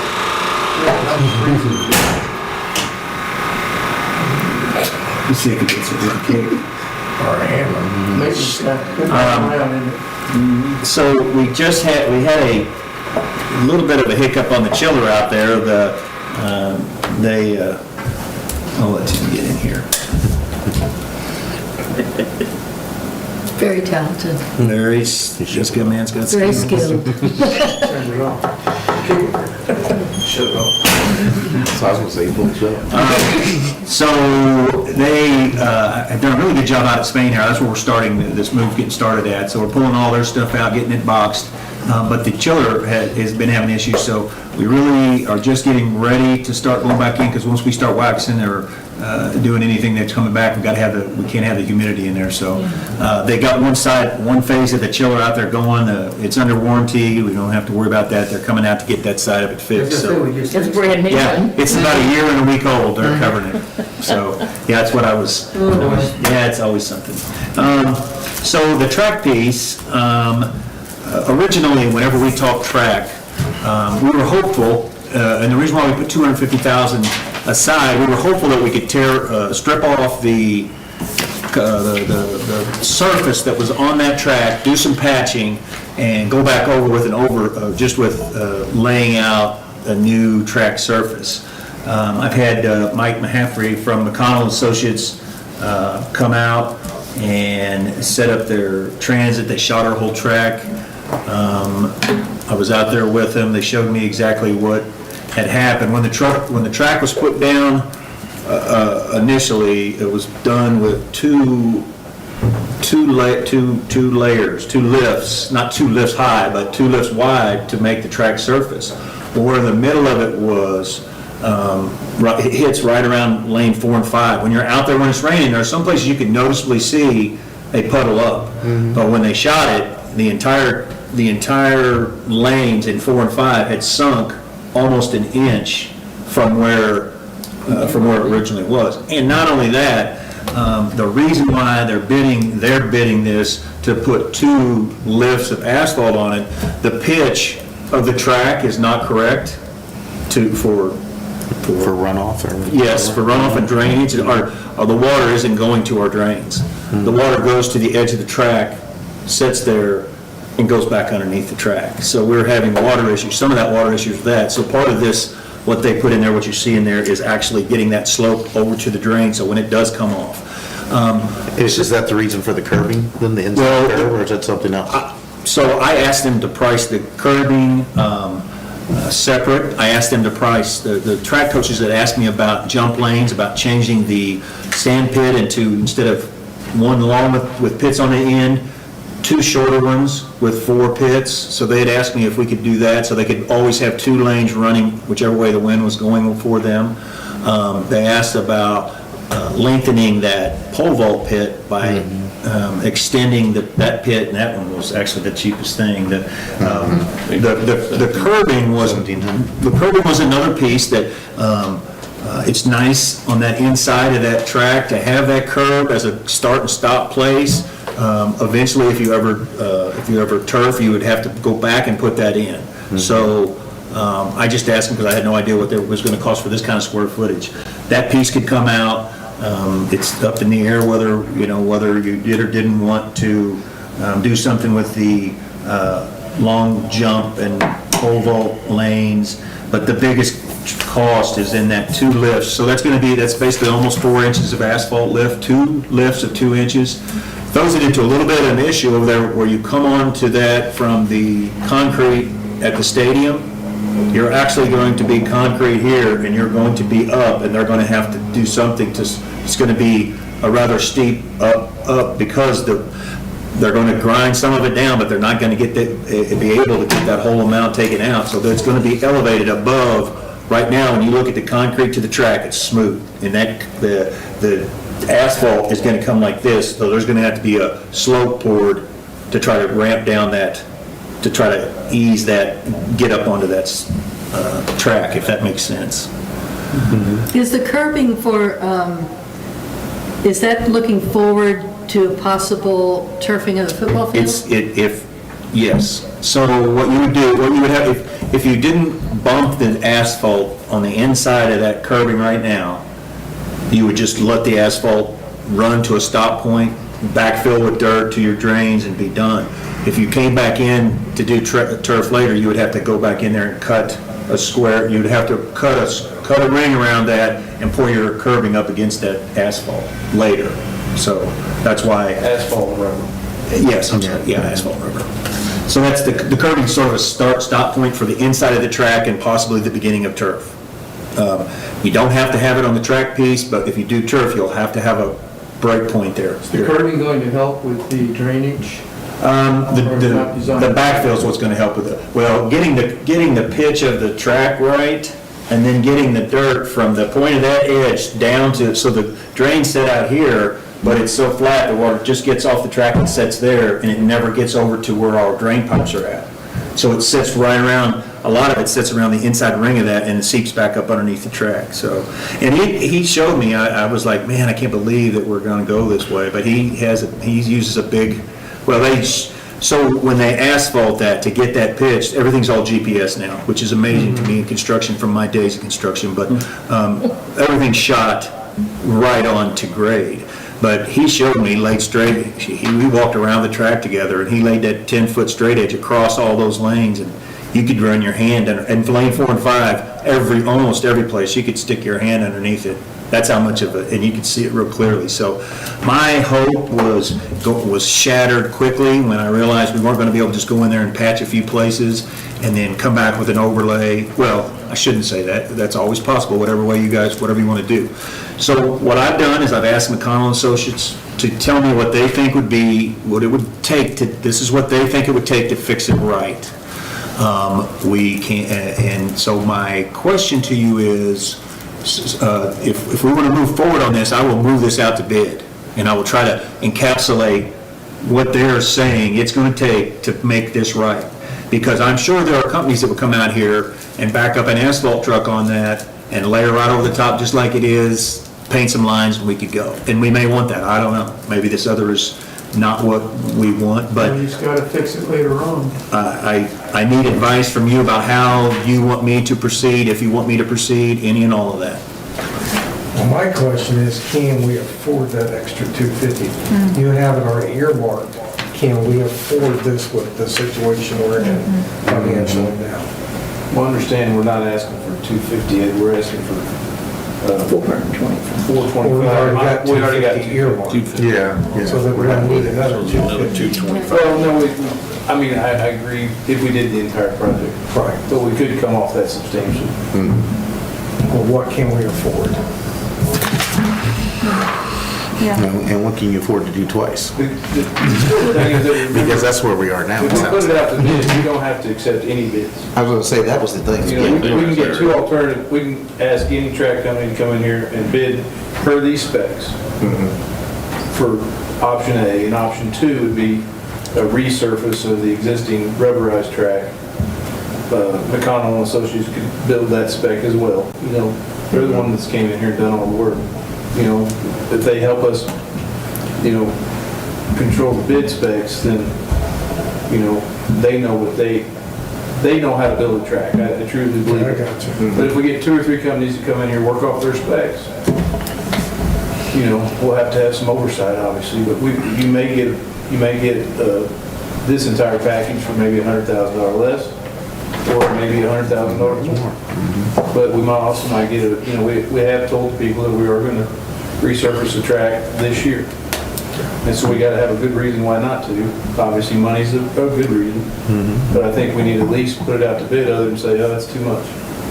The one thing that he did that Mike told me, because I was really hoping that we could strip that off there, patch those dips and low areas, and he didn't sound like they would do that. He said that wasn't going to be, because that's not going to fix our problem. They don't have a good base. Yeah, so I do think if we, no matter what, I think we're going to have, he said it's going to take 2 lifts to get the pitch correct, but it's going to have at least 1 lift. If another bidder bid an alternate, I think it's going to have at least 1 just to get the dips taken out. And I think what happened, what he's shooting is that lane 4 and 5 is like this. I think the first one's going to get it up like this and start the pitch, and I think the second one's going to bring the pitch what it's supposed to be, because it's not that way. To me, without seeing it tore up, the only thing you can do is take out like 3, 4, and 5, cut those specifically out, and have a third pour in the middle, and then overlay the whole thing. You got to stabilize the middle, which is where the issue is, and then you could be able to fix it that way without being a track guy. Yeah. But you'd have to get a specific width, say 6 feet. I don't know how wide a lane is, 18 inches or whatever. Whatever that number is, take out those 3 lanes, cut them out, pour those, and then you could possibly lift it twice and get it. Well, he's saying, in this bid, he's saying he will fix that dip in these 2 lifts. With a 9-inch Portland cement stabilization. By grinding basically the base to get a better stable ground, which is what he said was part of the issue. Not only how it was originally put in there, but the fact that water was seeping under there over the years. A lot of water got under there and kept letting that settle tight. So yeah, I am more than willing. They'll work with me. They said they wanted to tell me they were a part of a buying group. Of course, they had the best. They had the state price, but it's all relative to being a part of their buying group. Did they talk to you about warranty on that? I didn't. Because that track's only 2012, is maybe 11 is when they resurfaced that. Because remember they spray paint senior 2012 on it, and it was brand new. We just had in 12. Yes. Did they tear everything up or just overlay it? They brought in big barrels and sprayed it. Oh, they didn't do anything with asphalt. They just resprayed the surface. Did he mention anything about warranty? He did not. I didn't ask him. I wanted to see how you guys wanted me to go forward. Why don't we put it out for some bids, and Okay. we can always turn them down, and we can I'm sure people will speak with us and tell us what they think about it or not. Okay. I go on with a $500,000 expense over the next few weeks, and remember, there's $250,000 of that was already set aside. Correct. For this project, so you're talking about another $250,000 of money within that project. Yeah. Or 175. Or 175, approximately, or a little less, or a little. Yeah, if we took out the inside curves, if we didn't do the long jump lanes and the pole vault lanes, you'd be about 80,000 less than that.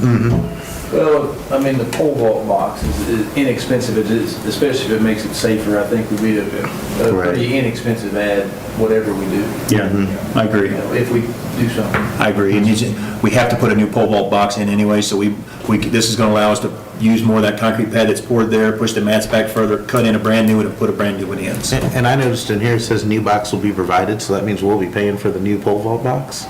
I'm assuming? At that 1755, they're going to cut out that hole and provide the box. So they're providing that? Yes. Okay. They're going to Just cut the new hole in with Okay. a factory spec box. Okay. So I will get out there and get on the phone and see if I can get us 2 or 3 more. For everybody on the board, and Terry, correct me if I'm, there's not many track companies in the world. There are not. It's not like a flooring company, you can't go get 10 bids in Missouri. Right. It might be difficult to.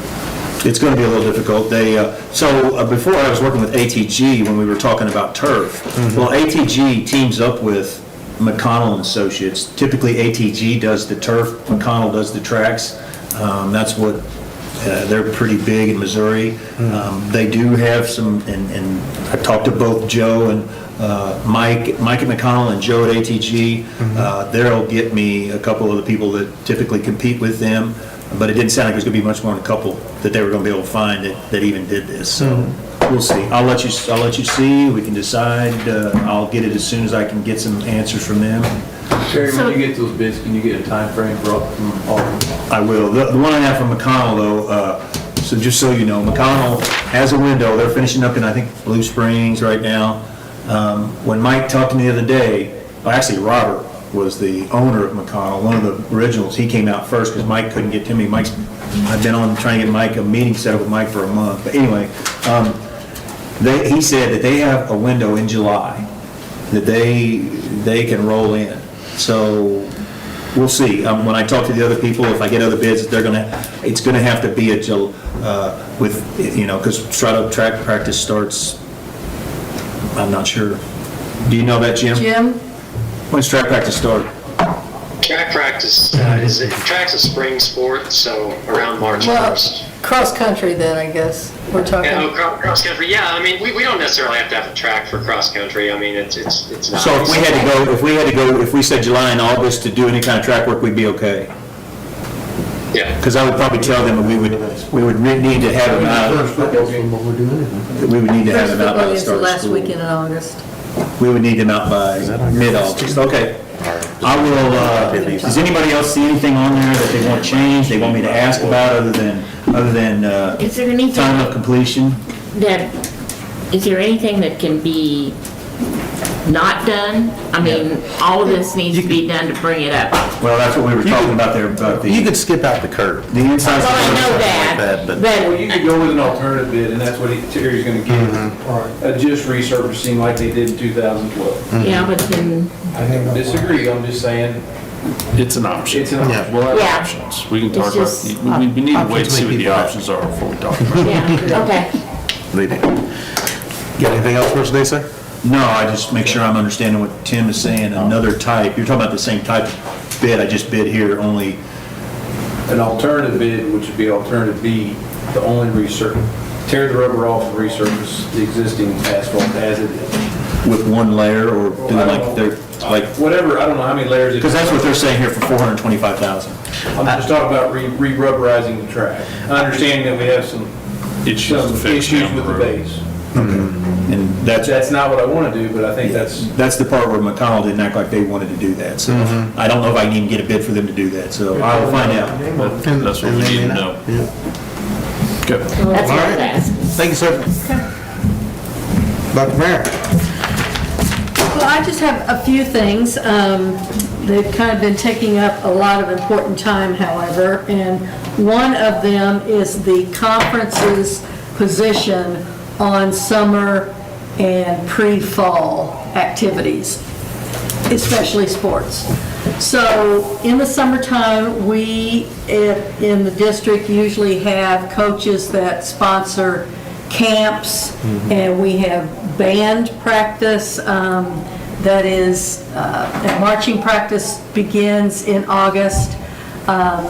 So we have been talking quite a bit. In fact, this morning we had a meeting at 7:30. This is our third meeting with our athletic directors, our activity directors, rather, and trying to get the word to coaches, get requests back from coaches as to what is needed, what they want, what we just say we cannot live with, looking at what the health departments are telling us, and trying to figure out what's the best for our kids and for their safety, but also for their enjoyment in sports too.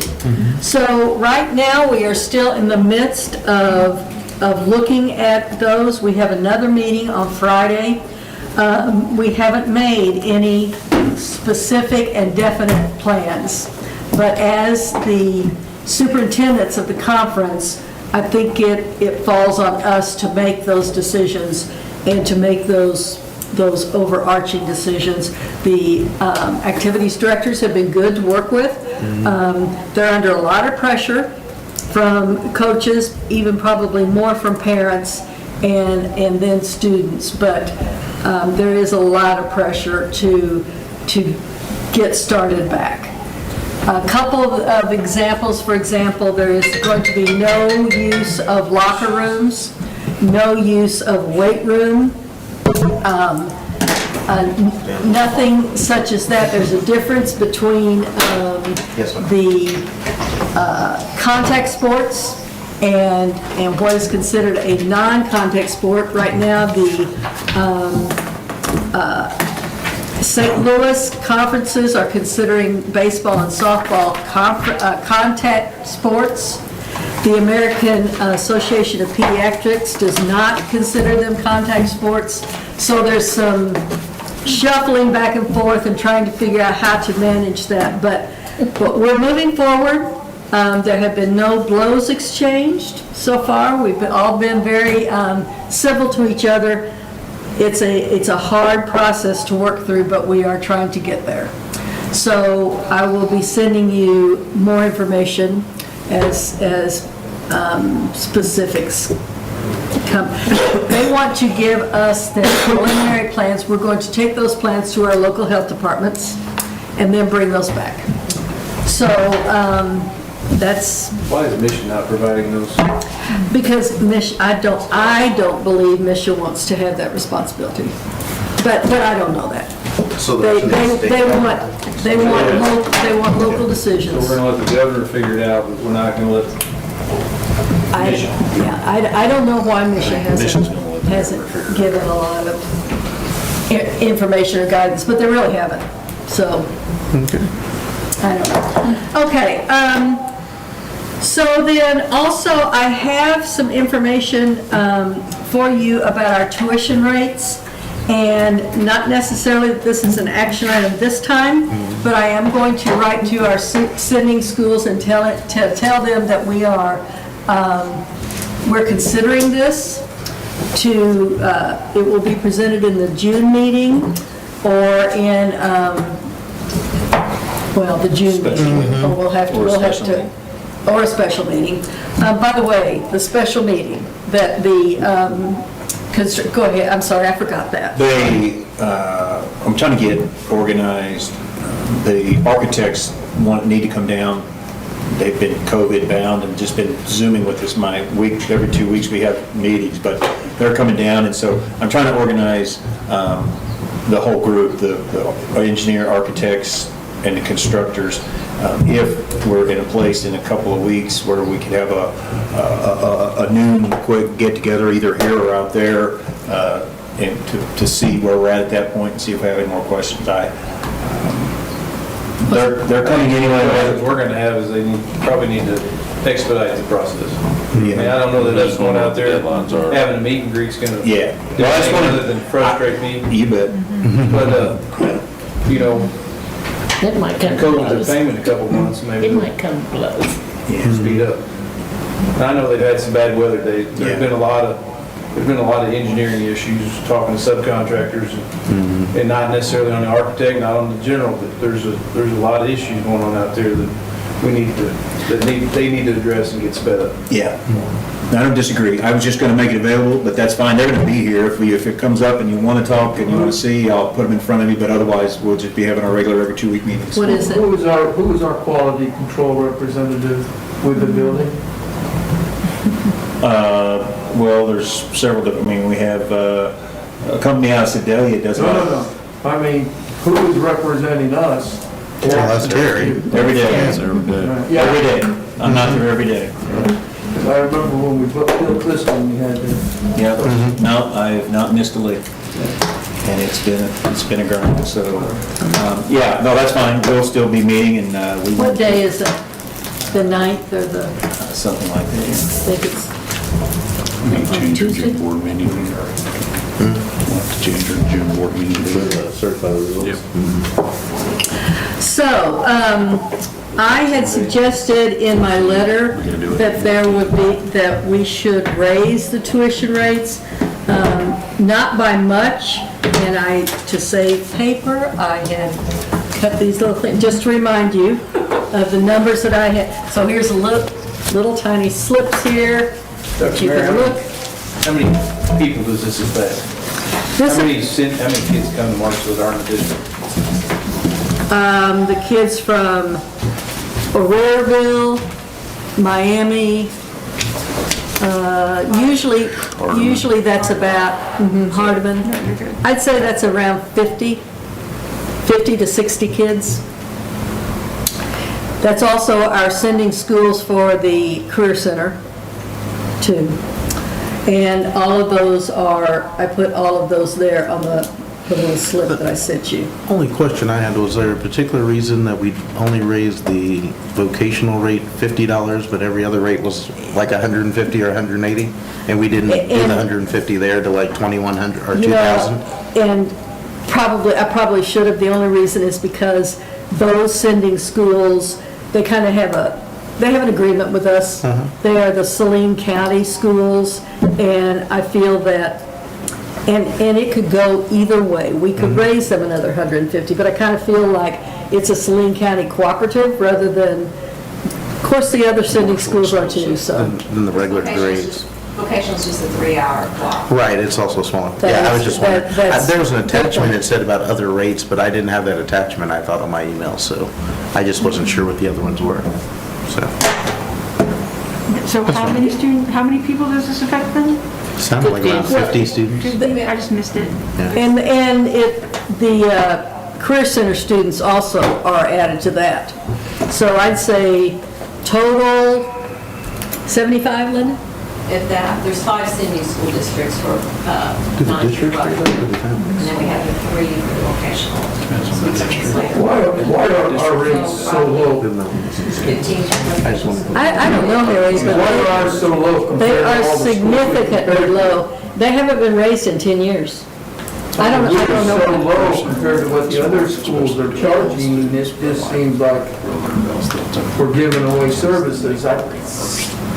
Over 10 years, costs have increased substantially. Because our taxpayers We're having to pick up the other. supplement for us undercharging these other schools. Am I wrong on this? We're picking it up. Right. You're going the right way. I think the problem here is we're only gonna collect about 10,500 off of it. Yeah, we're not gonna If we're gonna raise it, let's make it worth the fight. And the reason that I had it in the small increments was because I think we should raise it for every year for the next decade. So we get at least Yeah, but, raising it with one leap would be certainly an option also. Yeah, but That's also gonna put a burden on their Riverville. it'd be a hardship on these small districts. That's what That's what I was thinking. That's why it hasn't been done. Yep. It's always a burden on the Sure. school district. Slowly. Well, it's a burden on us. This is an action item. No, sir. No, but it will be it will be next time. It will be next time. Also, I wanted to talk about the summer vacations, that the issue had come up. We had talked to our 12-month employee supervisors about, we had asked them to ask their employees to take their vacation before they return to school to work. There is a question about that, there is a concern about that. Aaron had sent me a few thoughts that I thought over and over again, even since I answered your emails. I've thought about that. I feel that we need the help. However, I also understand if there is an issue that people feel that they are not getting their due. If the board decides that they want to reinstate vacations, that's Terry Lorenz, Carol Mayer, and Linda Perkins will get a vacation then. So, whatever you want to do, the decision was made because we felt it was in the best of Dr. Lorenz and I actually made the decision. We felt it was in the best interest of the district to move forward this summer because we have so much to do. Saying that, I will certainly entertain what you all think. It seemed like there was maybe some kind of a communication breakdown. Yeah. And that people ended up feeling like, well, why didn't we get what we have on the books in terms of vacation? And I think maybe the mistake that I made was, we did talk to the directors about that. We had a meeting a month ago with all the directors, and we did talk to them. I probably should have delivered the message myself, I guess. Then, that way everyone hears the same thing, rather than we ask the directors. Did we ask them to take it? Yes, and they did, yes. So just a month ago, we asked them to go ahead and get their vacation days taken care of. So they had about a month to use their vacation days? I would say it was probably, maybe a month or 6 weeks, yeah. My thought was, is there a way to work with the people who you have put in for vacation, if they really feel like maybe they could issue an appeal, maybe? I don't know, it was just a thought. And you just take it out. I think you just give the vacations. I don't have time to go through appeals. We just give the vacation back, and then we're back in the saddle. No one would lose, if we refuse vacation, no one was going to lose any vacation, would they? Yeah. I would assume that it would have been carried over until then. Vacation's not carried over. Right, contract year. So, I put in my thoughts to the directors that if there was someone who had planned a family reunion, or someone who had purchased airline tickets, not that they could use them, but that I would take that into consideration. But I agree with Terry. Rather than saying yes to you, no to you, I think it would be a better idea if we just reinstated them or not reinstate them. Whatever you all think is the best to do is what we will do. Do they request for director approval, or do they just submit it? They will just submit it. According to how many days they have left. And those are 12-month employees? 12-month employees. That's what I was like, that contracts, are those July to? That includes our custodians, our maintenance. June 30 for That's what I was going to say, Starts fiscal year, rolls back over July 1. July 1, yeah, so I thought. So they're basically, they've got basically wanting to use up their vacation days for this last few, until we get to July 1. They've got 5 weeks. So.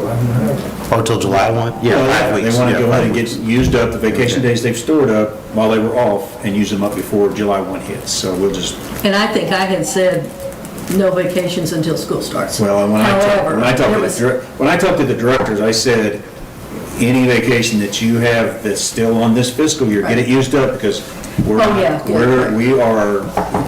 we've been off for, get it used up, because when we get back, we gotta go. It's always been a little bit of a sticky wicket sometimes anyway, in some departments, using vacation in the summer when we're the busiest, and this is just a tough summer to be doing that in, so. But I agree, I think it's all or nothing, so I think we put it back on, leave it like it is, people take their vacations. What kind of an impact is, if we reinstate it, what kind of an impact is that going to have on our preparation for school, opening school in the fall? Well, I think you'll have it. The move is starting right now. The move is beginning. What kind of time are we talking about? Are we talking about 2 weeks, like 13 days? Like, what are we looking at? You mean people that have vacation time? Yes. Well, I don't know how many different people have what I was just days. wondering, what kind of time we were looking at. Are we talking about A lot of them- for a month? Probably several of them that are asking here probably have their time saved up, and they probably have a week or two built up, so they'll be. Linda, would you have any idea, just approximate idea? We don't So many know. different people, I don't know off the top of my head. Just curious. Also, Yeah. it's not a board decision. Yeah, I was gonna say. We're not changing Well, policy. yeah, the policy, well, I sent you the policy. Right, Okay, yeah, it the was attached. superintendent, the authority, I made the decision, Dr. Lorenz informed me on it, but I'm the one that made that decision, so. I think whatever decision We all do. And that's still an administrative decision to me. Okay, thank you. Not getting in the weeds. State funding, the governor called, had the superintendents call in. There were 600 of us on the call last week, and finance officials. He wanted to make us aware of withholdings that he was going to put in place June 1st. He's going to call us back on June the 2nd and let us know then the withholdings, the details of those withholdings, and then to let us know that there will be more withholdings July the 1st. So how much that is going to be is anyone's guess. In Jim's report, he said that the last downturn was, I believe, 10%, about 10% cut, I think. I'm hoping it's not up to 20. I have no idea. He's going to call and let us know. He did want us to understand that there's a $700 million shortfall in revenues, and that he didn't say this, but I took it, only my opinion here, that higher ed has had enough. I mean, they've been cut almost to the quick. And I think he was saying, I just don't feel I can cut higher ed much longer. It's just the warning, that's his warning shot. We need to understand that public schools are going to have to take some of the brunt also. So we are supposed to hear from him on the 2nd. And I will let you all know what I find out and what we're looking at. We need to adopt the budget June the 30th, and that's going to be a trick to figure out how to go about doing that. So we will adopt a working budget and then continue to work on that when we see the revenues come in August. But yeah, I know people want to know how much we're talking of. What we're about 42% of our revenues come from the state, and that's a lot. So, that's all I have for this evening. If you have any questions? Did I miss the summer school part? No, we're going there next. So, summer school to 2020? Diane, can you take, yeah. I sent not in my report, but in what Linda sent to you, has the plan for summer school. At this time, it will just be credit recovery for the high school. From 2 half days, either 8 to 11 or 1 to 3. It will be done virtually and or paper packets with consistent feedback from teachers via phone, Google Classroom, whatever best is for. You locked up, Diane. Diane, we missed the last couple of sentences. You said whatever's best. Can you hear me now? Yes. You said whatever's best. Okay, so, I don't know what I was saying. Anyway, I'll go, whatever is best for that student, whether it be a morning session or afternoon session. They may have to take both sessions if they need to recover credit for 2 different content areas. We are looking at having 2 math teachers, 2 ELA teachers, a science teacher, and then a facilitator of ACELUS, which would be for any alternative education students who need the online programming for that. Google Classroom would be what Mr. Verse would prefer, but we know we have to provide instruction to all students, so paper packets would be available. Teachers would either need to be meeting through Google Classroom on a 3 times a week basis, and then having individual or small group instruction the other time in their block of academic time. And those who would be opting for the paper packets, it would have to be a consistent back and forth to drop those packets off and feedback from the teachers back on those packets, either most likely through a phone call and then notes on the packets. Anticipating about 150 to 200 students that might need to take advantage of the recovery program.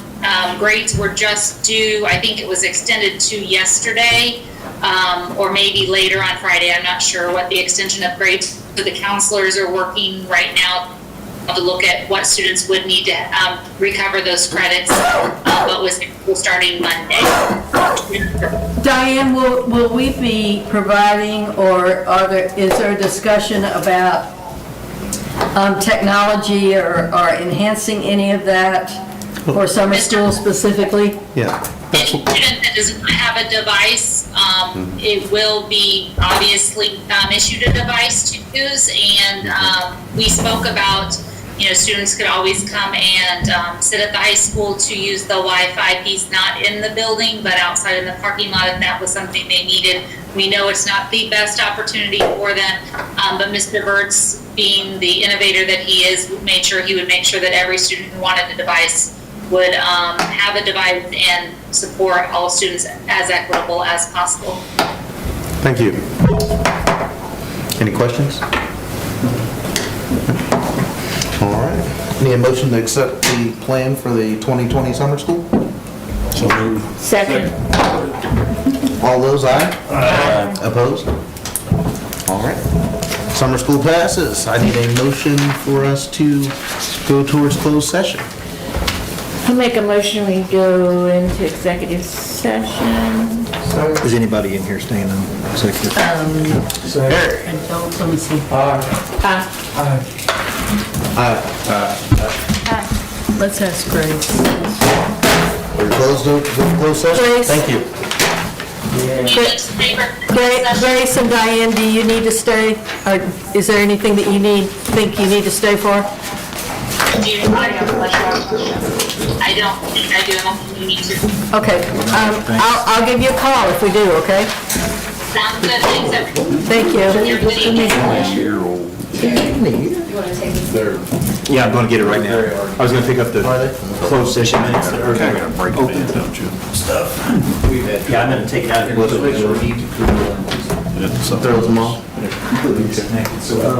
Terry? Yes. Pull the disconnect on the second disconnect, or on the second air conditioner, it's laying on top of the disconnect, so just tell us, get it tomorrow.